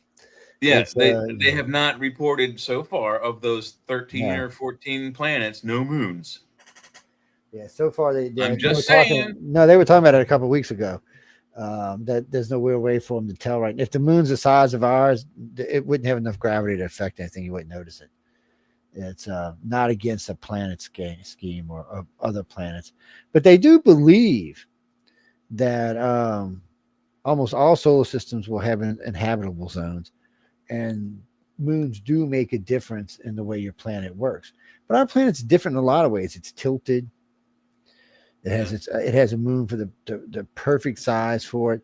It's gradually 4/5 the size of the planet. It's a circular orbit. Circular, not elliptical. And the moon itself is, for the most part, is pretty smooth. It's I don't know. The moon doesn't spin. Yeah, it doesn't spin. It just sits there, which is amazing that it doesn't move at all. It's tidally locked. Yeah, the same face hits the same. Faces the Earth always.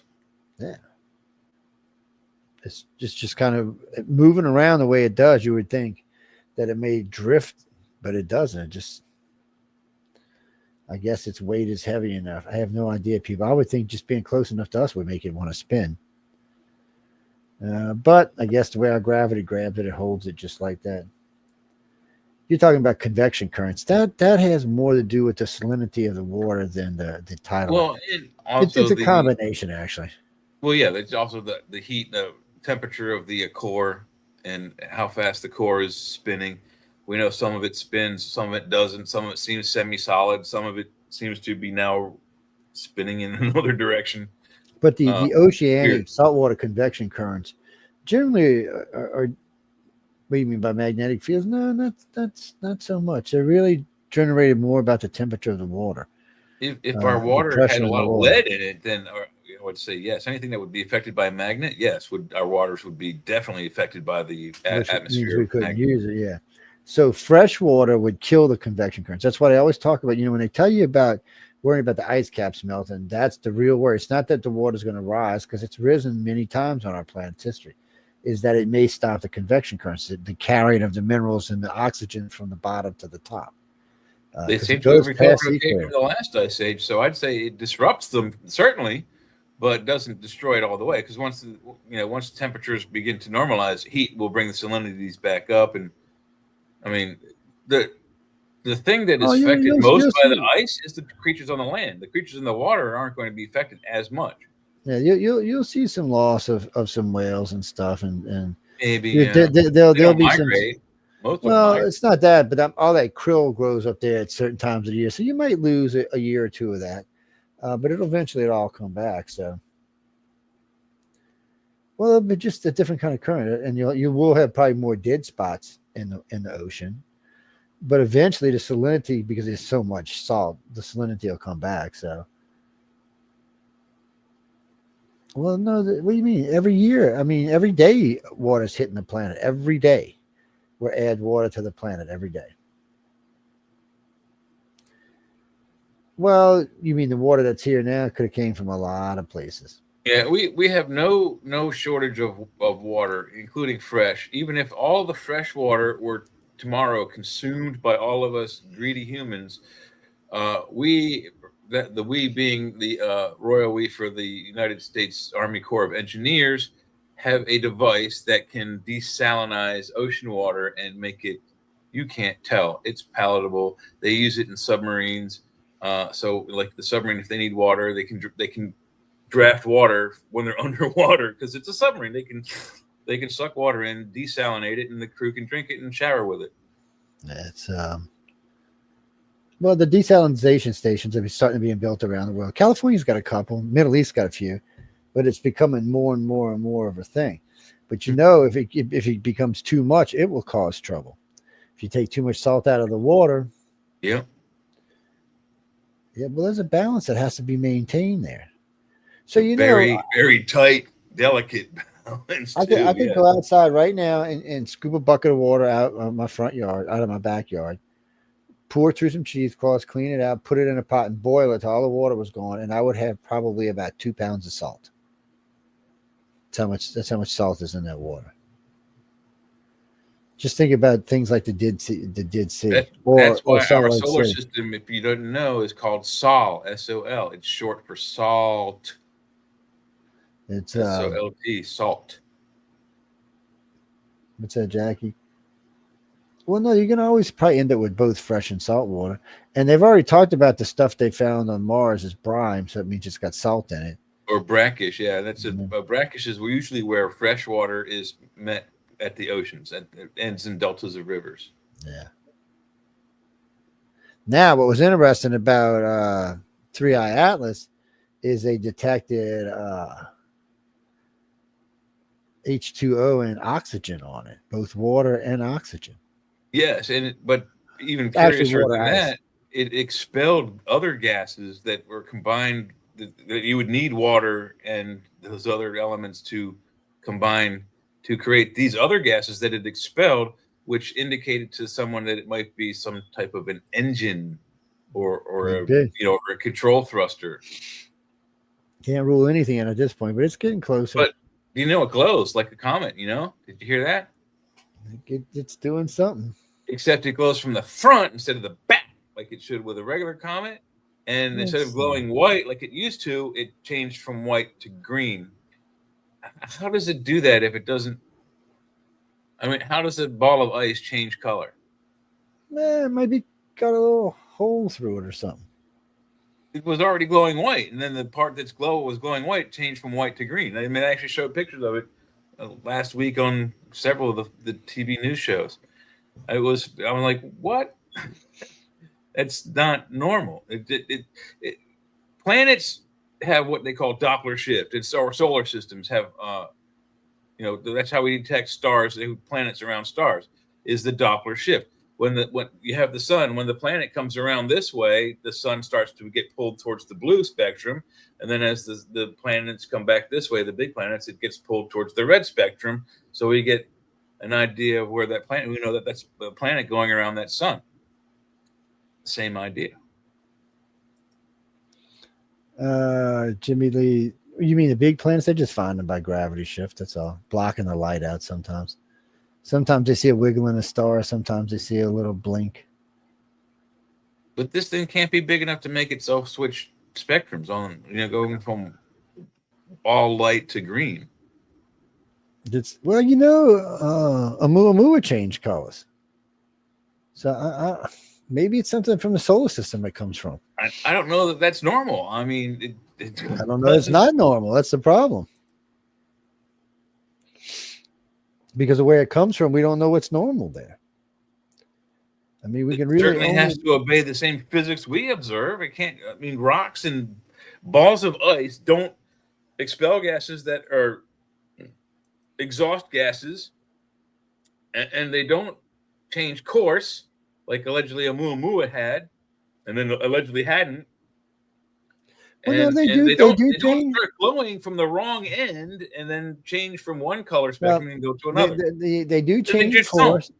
They do change course sometimes, and they do change speed sometimes by outgassing, by different things on it. Now, I'm gonna tell you what they said about this 3i Atlas, because it's done some stuff, but there hasn't been any real gases seen, and they're saying it's because it's nitrogen, and when nitrogen heats up and causes movement, you can't see it because it's clear.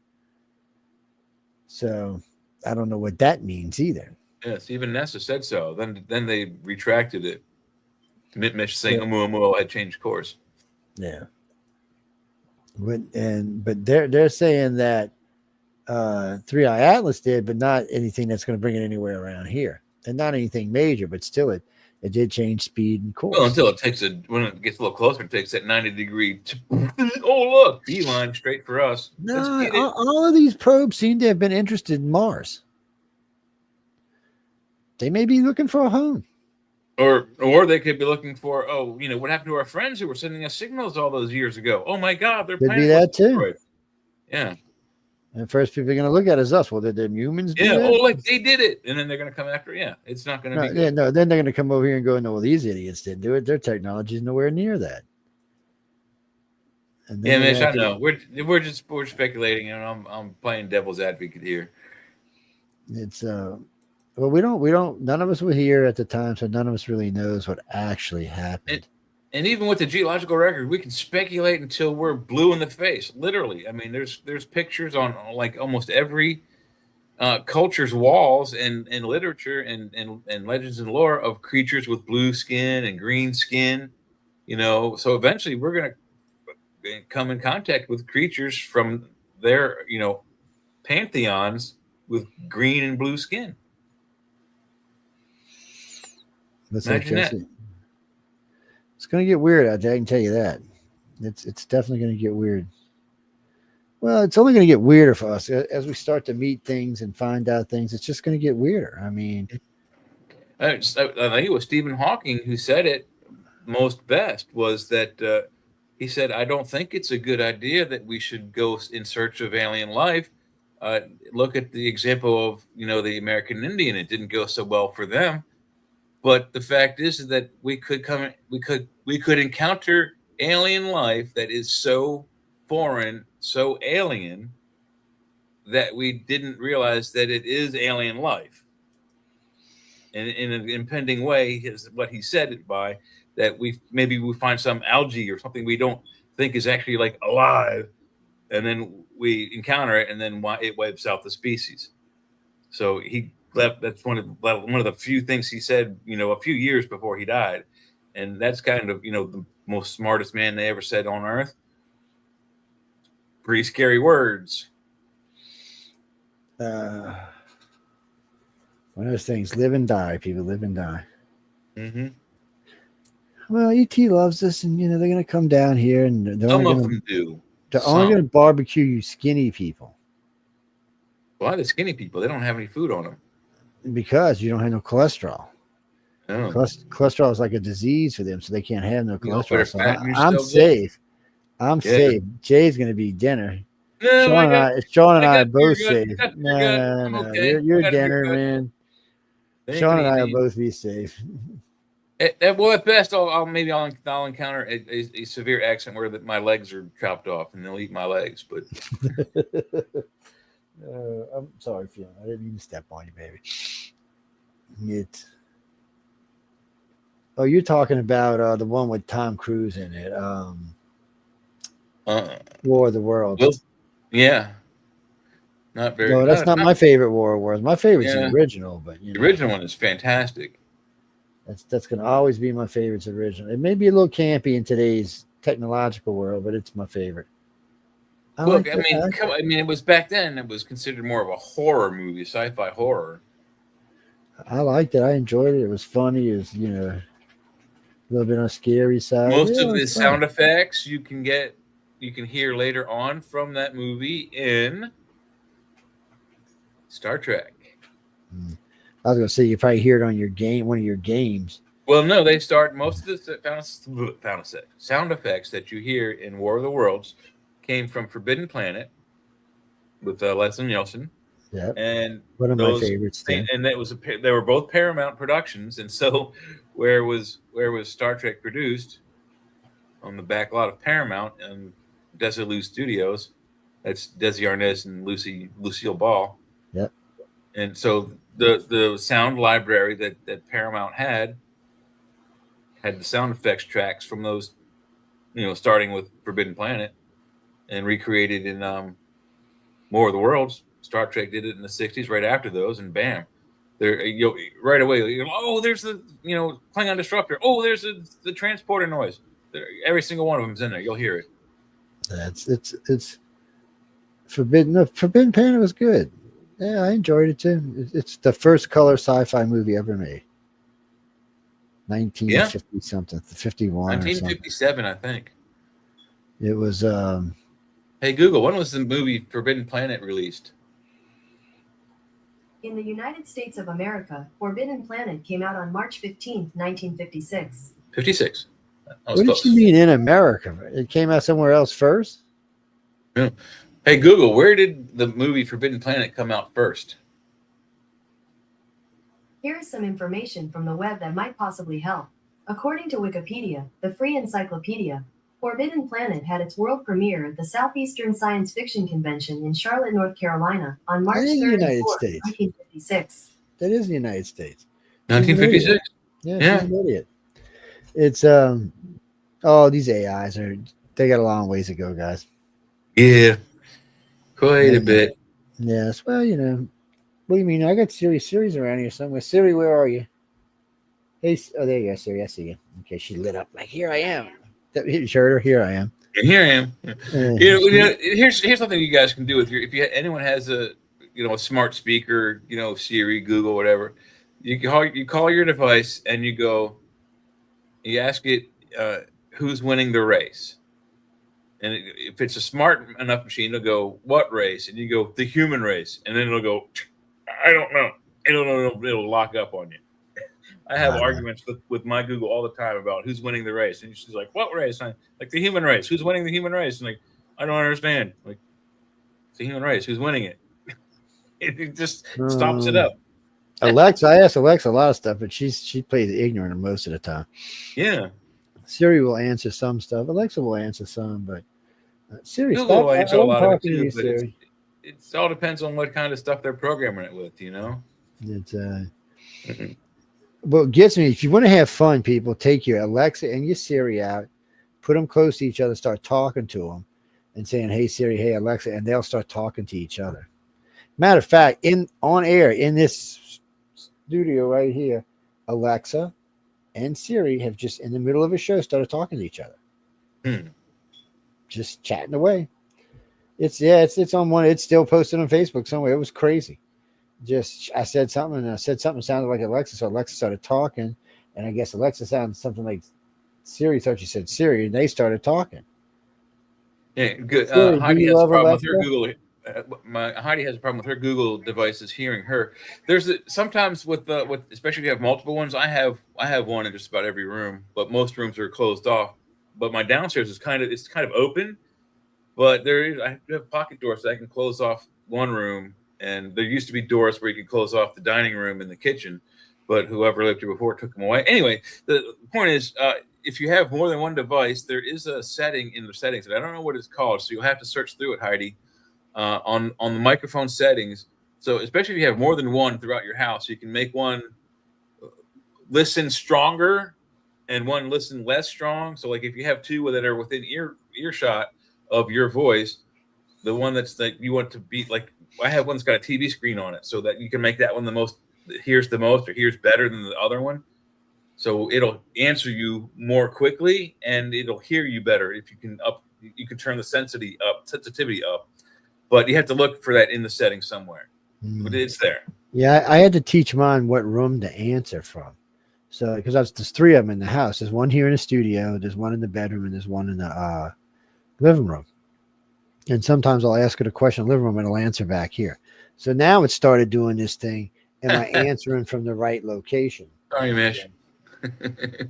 I set up Mish's Google. Hey, well, Google, tell Mish hi. Hey there. There you go, Mish. It's well, people use them a lot now, so and they're going to get smarter now. Even though the AIs we're using, which aren't real AI, not like ChatGPT or something, they haven't really incorporated that into Alexa and Siri and Google yet. I'm in Australia, Mutt. She's talking to you on another day. See, so Jay's Google is time traveling. Yes. Try traveling into Thursday. I know what the next big winning lottery numbers are going to be. I always try to get these Aussies to give up, but they won't give them up, man. They're like, no, we can't tell you. They'll put us in prison. What are you talking about? Like we're not all already in some sort of a financial prison as it is. What are you asking me? Oh, no, Jesse, that's a Friday question, dude. No, I can't answer you for that. No, sorry. Ooh, no, that's not something we talk about here. We talk about a lot of things on a lot of different shows, but each show is themed. So, now, news on the flip side, we talk about a lot. And that particular question you asked there would be a good question for you on the flip side. That's more news and current events and UFO stuff and whatever we feel like. But then we have the chat on Saturday where we don't really care what we talk about. Reese, what do you? I don't forgot what he asked me, Reese, already. Yeah. For some reason, I got Logan Run stuck in my head. Oh yes, on the smart devices, Mish says her Siri is male. You can swap the gender, and with Google, you can swap not only the gender but the accent. You can put Scottish, Irish, Indian, whatever. It's just like your GPS. You can swap out a lot of that stuff. Region, yeah, you can put any regional accent you want on there. I got some crazy Australian bitch that bitches me out all the time. Matter of fact, I even got it the way she can curse and stuff. I want it so you can set it with like smart security devices so that you can, like, if you were to example say have an intruder, heaven forbid, but you could go, hey, smart device, call 911, or hey, say red alert, and then like the whole house starts going beep, making all kinds of noise to scare the intruder, something like that. I would like that feature. That's cool. Well, my sister's Viper, it used to say, please stand back from the Viper or I will bite you. Yeah, yeah. And then when it didn't, it made this horrible growling noise, and then the freaking alarm went off on it. And it would even start sometimes. No, she had an insane Viper. That car had no horsepower. Just be careful what your next door neighbors ask you to do with their apples and whatnots. That's right. So hey, you keep your apples to yourself, buddy. Yeah, I'm not touching them apples. Leave your peaches over there too. Once your apple polish, you polish it. It's your apple. That's right. Jesse Ray Montgomery. Where I know that name from? Jesse Ray Montgomery. I know that from somewhere. Oh, you from the old Yahoo room. I thought I recognized that back in the wake up days. What are you doing here? I mean, you're welcome. It came out wrong, but what are you doing? Just use YouTube or Rumble, whichever one you want. So, oh, you're watching us on Roku, right? Well, you can't chat to us on Roku though. No, you have to you go to one of our Facebook pages or Rumble, Roku. Well, they got the new site going up, but not even. Rumble, YouTube. Yeah. Rumble or YouTube, or Facebook. Yeah, chat us on one of those.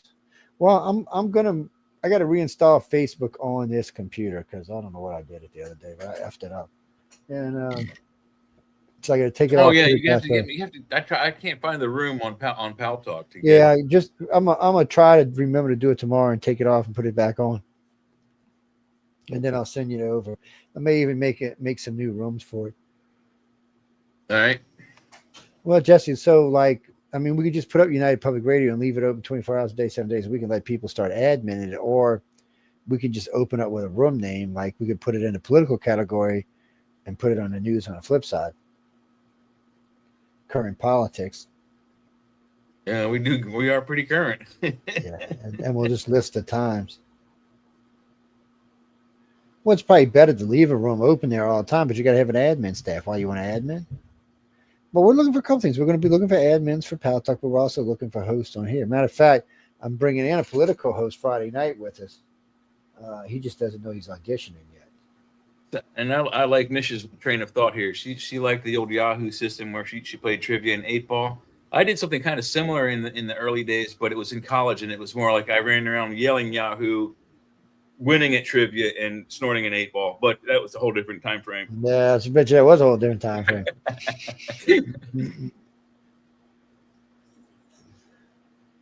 Well, no. What do you mean? Who did I start out with on the internet? Oh, I don't remember. That was before AOL and all of them. That was And well, the first internet I used that was an operating system was 3.0. But I've been using computers much longer. In the first days, but the one cool thing about it was 96 is when I remember ICQ. Yeah, ICQ was pretty awesome. The early days was very cool because the top three searched things on the early days of the internet, and not from like 96 onward. Can you guys imagine what the top three subjects were? Probably the same ones they are today. Almost. Pornography. Yeah, it's always porn. It's almost always UFOs. UFOs, and then Bigfoot and cryptos, in that order.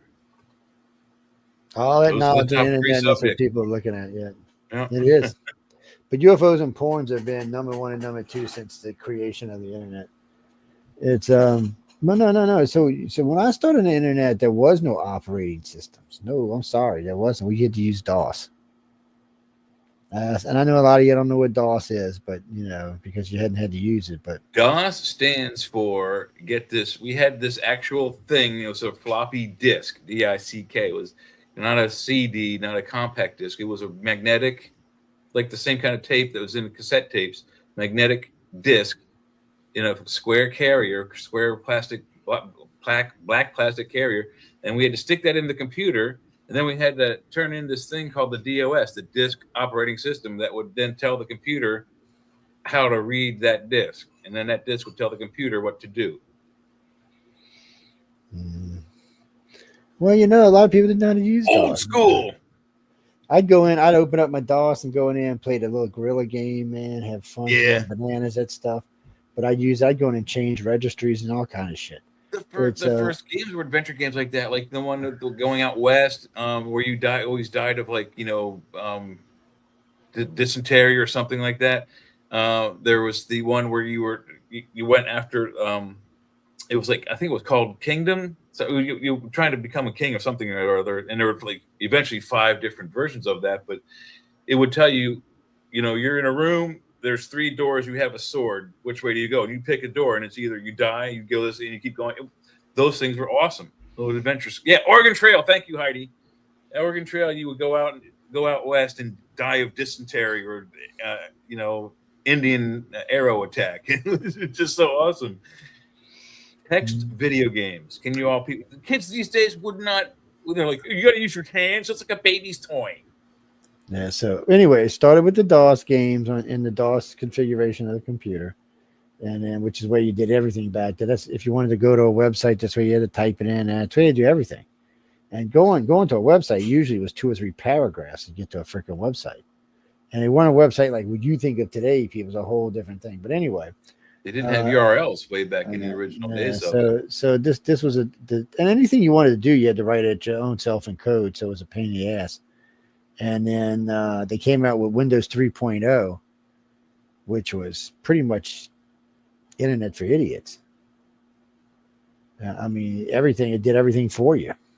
Everything was short and quick, and it did the prompts for you. You didn't have to prompt anything. It did it for you. It did all the work. All you had to do was enjoy it. Now we got Windows 11, which is it's okay, I guess. But well, I've got one computer with an Apple system on it. I've got a couple with Windows 11. I got one with Windows 10 left. But I've got an old 5.5 floppy inch computer with a Bigfoot drive in it. That's 1 gig of memory. I'm sorry, it's not even a gig. It's like 580 megs or something. Yeah, they were small. I mean, 684 megabytes was one of them. Was in the IBM. Yeah, 64. it's like 2.5 megs of RAM. It's just ridiculous. Yeah, they were so small. Then the damn drive, the floppy is like this big. Yeah, and these were actually cardboard with metal rims in it. Well, it depended what you were doing. It was one you plugged in, but you'd have to take them out, put them in, take them out, put them out, depending on what you're doing. Yeah, unless you had two. Unless if there's more than 2 discs, then you had the same thing to switch in. But remember the old door? We had 2 of them in my mom's computer, and then so it's like you take this big door, it's like, then you take this big square plastic thing, and you slide that in there, and then the first couple times you can't get it right, it's aggravating. Then once you do, it's like you have this door that you have to go, and like you have to lock the plastic thing in so it doesn't jump out of the computer. They were so strange and clunky, our old computers. Yes, and then we got the Commodore. Nothing like that. Then came the Commodore. Mm-hmm. Well, first came funky, Pong. Wait, first came Pong. So we had Pong, then we had the Commodore. Yeah, Commodore 64. Yeah, and then ColecoVision had that was the Atom computer. Yeah, no, the Commodore 64 was a computer, people. Not what you would consider a computer. It also had video games, but it was also a home, computer. Yeah, and then after that we started building, and then I remember when I got my first 450 megahertz CPU, I was like, wow, look at this. I'm cruising, man. I had a full 1.5 gigs of memory, 1 gig of RAM. I was like, wow, this is fast. You want me to tell you what I'm on right now? I'm on a 36 core with 64 gigs of RAM, 15 terabytes of memory, an outrageous 16 gig memory card, and all high def audio. Water cool. I'm sorry, not water cool, but liquid cool. So I'm just cruising along. And next week it's hooked up back up to a gig up and down connection. It's like all in real time.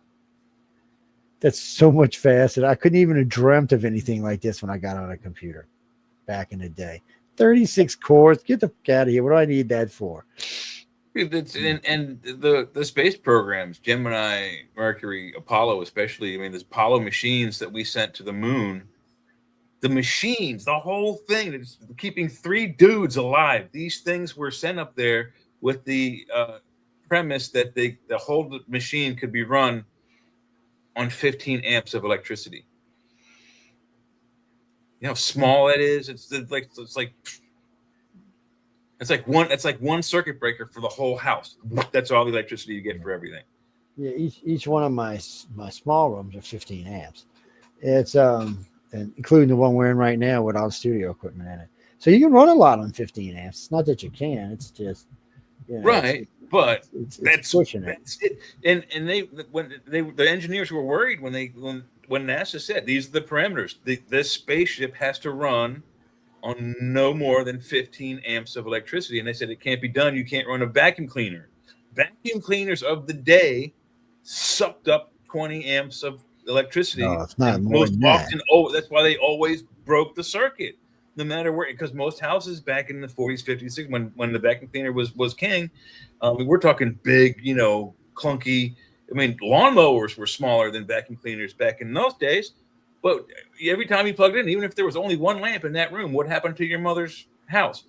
As soon as she turned it on, it would pop the circuit. She God damn it, run downstairs, change the breaker, come back, and then it would work for a little bit. There weren't no breakers back then. You go change a fuse, man. Change a fuse, yeah, glass fuse, yeah. Mm-hmm. That's why do you think every parent said, "God damn it!" As soon as the circuit was, "God damn it!" Oh no, Stevie, they're still homes. Oh no, there's still homes with fuses in them. Yes, I know. I'm an electrical expert. I sold that stuff at one of the the big box home improvement centers, and in this area we have 3 main circuit breaker types, but those few who have the glass screw-in fuses that are still existing around here, we had to sell them because it just for whatever reasons, by code or by happenstance, these people don't want to change their systems, and it is expensive, but you have to have that. Yeah, it's grandfather. So the way it works down here, if your house burns or there's a disaster or something like that, you have to bring it back to code. So every Yes. hurricane, everything gets everything gets further up to code. Well, no, like this house, see the room I'm in right now. Not only does it has a whatchamacallit breaker, JPG. What the hell they call them? You know the thing you have in your bathroom, you plug it in and it flips the switch. Oh, GFCI, ground Yeah. fault So circuit that's what interrupter. they actually have, those breakers in my house. So in Yes. 2 of the rooms, including this one, I pulled them out and put regular 15 amp breakers in because it kept throwing a breaker. Yeah. Well, no, people, it's like the ones you plug your into your bathrooms. That's why they're there. So if water gets in them, they pop. Yes. No, Chris, you And can test them. There's a it's button. GFCI, stands for ground fault circuit interrupters. Yeah, that's what it is. And Yes, the latest coding on that. And Joe's right. So the coding with most houses, if you do one room, if you redo one room, that room has to be to code. You don't have to do anything else really about it. But if you're going to do like the whole kitchen, he's going to redo the whole kitchen, and flooring, lighting, appliances, and whatnot. And that whole house has to be brought up to code, which is kind of hard, very expensive. The scary thing about electricity, though, is that if you don't, some of the older systems, the older you get, it's harder to find those. So, I mean, we had some people came in that needed a brand of circuits for their circuit breaker that you could only get online with our store. We had them, but the same 20, 15 amp circuit that's other brands were, $7, $8 a piece. Theirs were, $45, $50, and $60 each because they're harder and harder to find. So it starts to stack up. What do you mean, Chris? No, we got to go. But no, you mean my company? No, we change breaker boxes all the time. My one of my business partners used to be he was a gold hat for one of the oil companies. He ran they did the breakdown of all the plants, the build up and the breakdowns. That's what they did. He was in charge of all the electrical. That's what he did. But when he was young, that's all he was doing was running, pulling, hanging. He taught my son how to be a pretty damn good electrician. Yeah.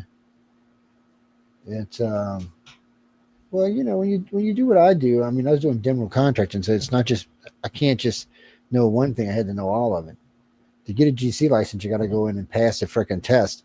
You got to know plumbing, electrical, carpentry, framing, drywall, spackling. You got to know all down here. Well, down here you got to know the hurricane codes, the fire codes, the flood codes. Like in a restaurant, so you have to have burn times in between walls and restaurants. Yes. So there's 2 ways to get burn times. Most of the time, it's just stacked up sheetrock. And lots of doors. Yes. Yeah. So, like if we need a 4-hour burn time, we'd usually take 4 or 5 5/8-inch thick rock and screw them to the wall. And then not just that, you had to go up to the top and the bottoms and the sides. Anywhere there was a puncture in it, you had to fire caulk seal, not once, not twice, not 3 times, but about 5 times. And then that fire caulking ain't cheap. Then they would be happy.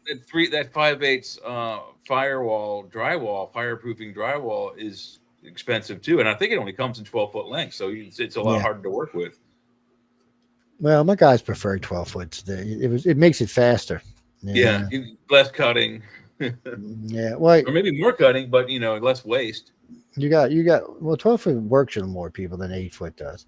And remember, the thicker the rock, the heavier the rock. And 12 foot, it starts to get long, so you got to be careful you don't break it and stuff. So plain old gypsum. We did I did a lot of fire work like that. We specialize in fire and flood damages. So we ran across a chemical that we used. Was after one of the big floods down here, and all kind of homes flooded. So we gutted it all out, and then we sprayed all the wood with this. It was a pine oil type mildewcide fungicide. Not harmful to your pets or anybody. So we did that. 12 years later, when Katrina came, every house we treated like that did not get mold. Wow. Yeah, it was amazing. These people were thrilled because mold. Well, because they were going to get the money for mold renovation remediation anyway, and the cheapest we did remediation was $5,000. That's the cheapest we did it for. and that was dusting. That wasn't even the pine oil. That was dusting. So we would Yeah. come in and clean everything and then dust it and leave it sitting and come back and dust it again, and then we'd close it up. Right. And what do you mean insulation? You don't get insulation between walls, only outer walls. Insulate between outer walls.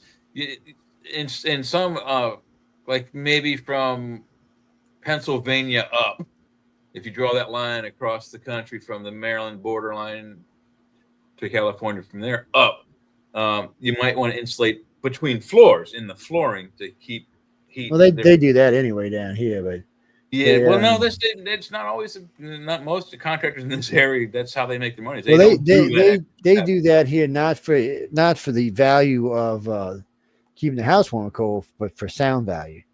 Yeah, and maybe for code value too. But it so they would put that in there, and then they put padding and carpet on top, because if not, the people underneath would hear too much noise. But anyway, guys and girls, we gotta go. Mm-hmm. I'm gonna go eat some chicken fingers. Yes, man. Maybe we should pick a show, not this show, but one of the other 2 shows we do, and do a just like home improvement kick. You know, give people tips and ideas how to do this, that, and the other thing. Well, while at the same time putting glow in the dark UFOs on your walls. That's right. Put a UFO in it. You can mess with your kids, you know. Where can you get Bob? I don't know where you can get Bob. Bob was a gift. Yeah, I'm sure you can look. If you look on Amazon, you can find something. Look, people, he's real. Look, he's not fake. You always think he's fake. He's real. Look, you can see up his nostrils. I didn't say Amazon was selling fake alien skulls. I'm saying if you want an alien skull, you should try Amazon. I got to take these secrets out of here. See, you can see up his noses and everything, the little holes in the back of his eyes and stuff, man. See, it doesn't say made in China or nothing on it, but see. Oh, look. There he is.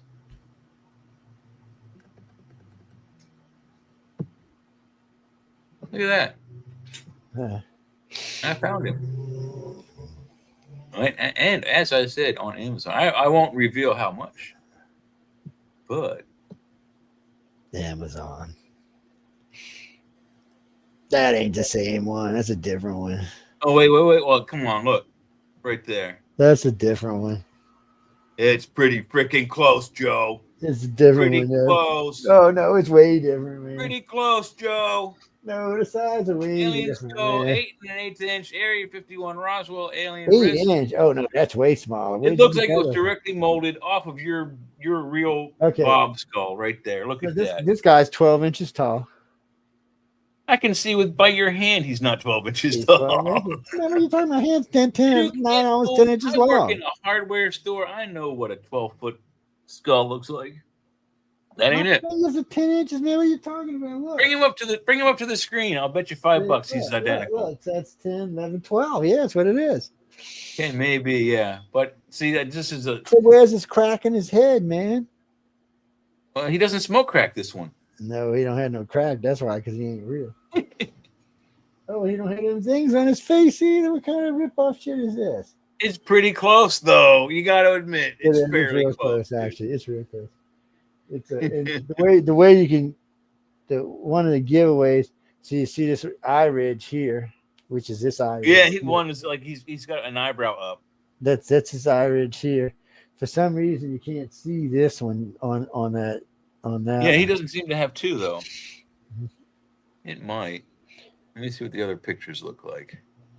No, really, just. Oh yeah, there we go. There we go. There you go. I was out having dinner with Lloyd Pye, looking at the alien skull, the real alien skull, the Star Child skull. Which he has two of. He's got the real skull itself, and he had a replica made of it. Yeah. And both of them are so light. So when I held, we were having Thai dinner. When I held it at the dinner, I mean, it was so much lighter than a regular human skull. It was like it had air interweaved through the skull itself or something. Like little pockets of air inside this part of the brain or something. Cool. It's very weird. Oh yeah, that would be neat. It's way lighter than that thing is. Yeah. What they just told you where you can get them on Amazon. Yeah. Yeah, they got all kinds of different. They got the alien, something from like the alien, the wall on the Predator's wall, where he had the different animal skulls. There's each one with eyes in it, glowing eyes. It's nice stuff. Anyway, we're way late, like guys. Yeah. We got to get out of here. I want to thank everyone for tuning in to United Public Radio and UFO Undercover. You got Jay and I here tonight. We'll see you Friday night. I think Sean will be back Friday, but remember, Sean will be back Friday, and this crazy man is joining us Friday. Uh-oh. Yes, he used to be a host in the network. Probably will be again in the future. Hopefully, you don't know it's an audition. Who's that? He's just Good some guy. He's Just some guy. His hopefully his mic works for a change. Oh, there's your hint right there. Is it the return? Is it the return of the return of? Don't tell me. So hopefully he'll be with us on Friday night. I talked to him yesterday, so I invited him over. And well, we're looking for hosts. We're looking for hosts for the chat. We're looking for hosts for news on the flip side. No, not for this show, but we are looking for the chat news on the flip side. Yeah, we want to get some good hosts that that want to have some fun. For the chat, you don't have to know nothing about nothing. You just have to go along for the ride and just interject when you feel But like. if you're gonna know nothing about nothing, know your shit. Pardon my French. News on the flip side is a little bit different. If you're going to get in there and get into politics and get into the discussion, you educate yourself on what we're going to be talking about. I always, the day before post, excuse me, that always. Anyway, before any show, there'll always be at least 10 or 12 topics that we're going to talk about that night, not including what's listed in the title. So there'll be whatever in the title, and there'll be then whatever's in the description. It's anywhere from 12 to 15 topics. Yeah, and depending on audience reaction, we'll expand on or do less on a subject. You mean Charlie Kirk? We'll be talking about Charlie Kirk. And then we'll be talking about Kimmel. Oh yeah. And we'll be talking about quite a few other people while we're at it. Yes. Oh yeah. We'll be talking about Payne Bondi. I said at the opening of this man's, administration that we're going to see a lot of fireworks. It's going to be an interesting 4 years, and I'm going to say it again. We still have not seen the fireworks that I was thinking about. Or they're getting more spectacular.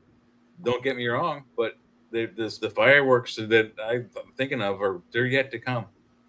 They're yet to come, people. They're yet to come. You fatty people, you. Anyway, on that note, we're going to get out of here. Again, I want to thank everyone for tuning in to United Public Radio and UFO Undercover. Until Friday, have some fun, enjoy your life, but stay out of trouble. Good night, everybody. Do do do do do do do do.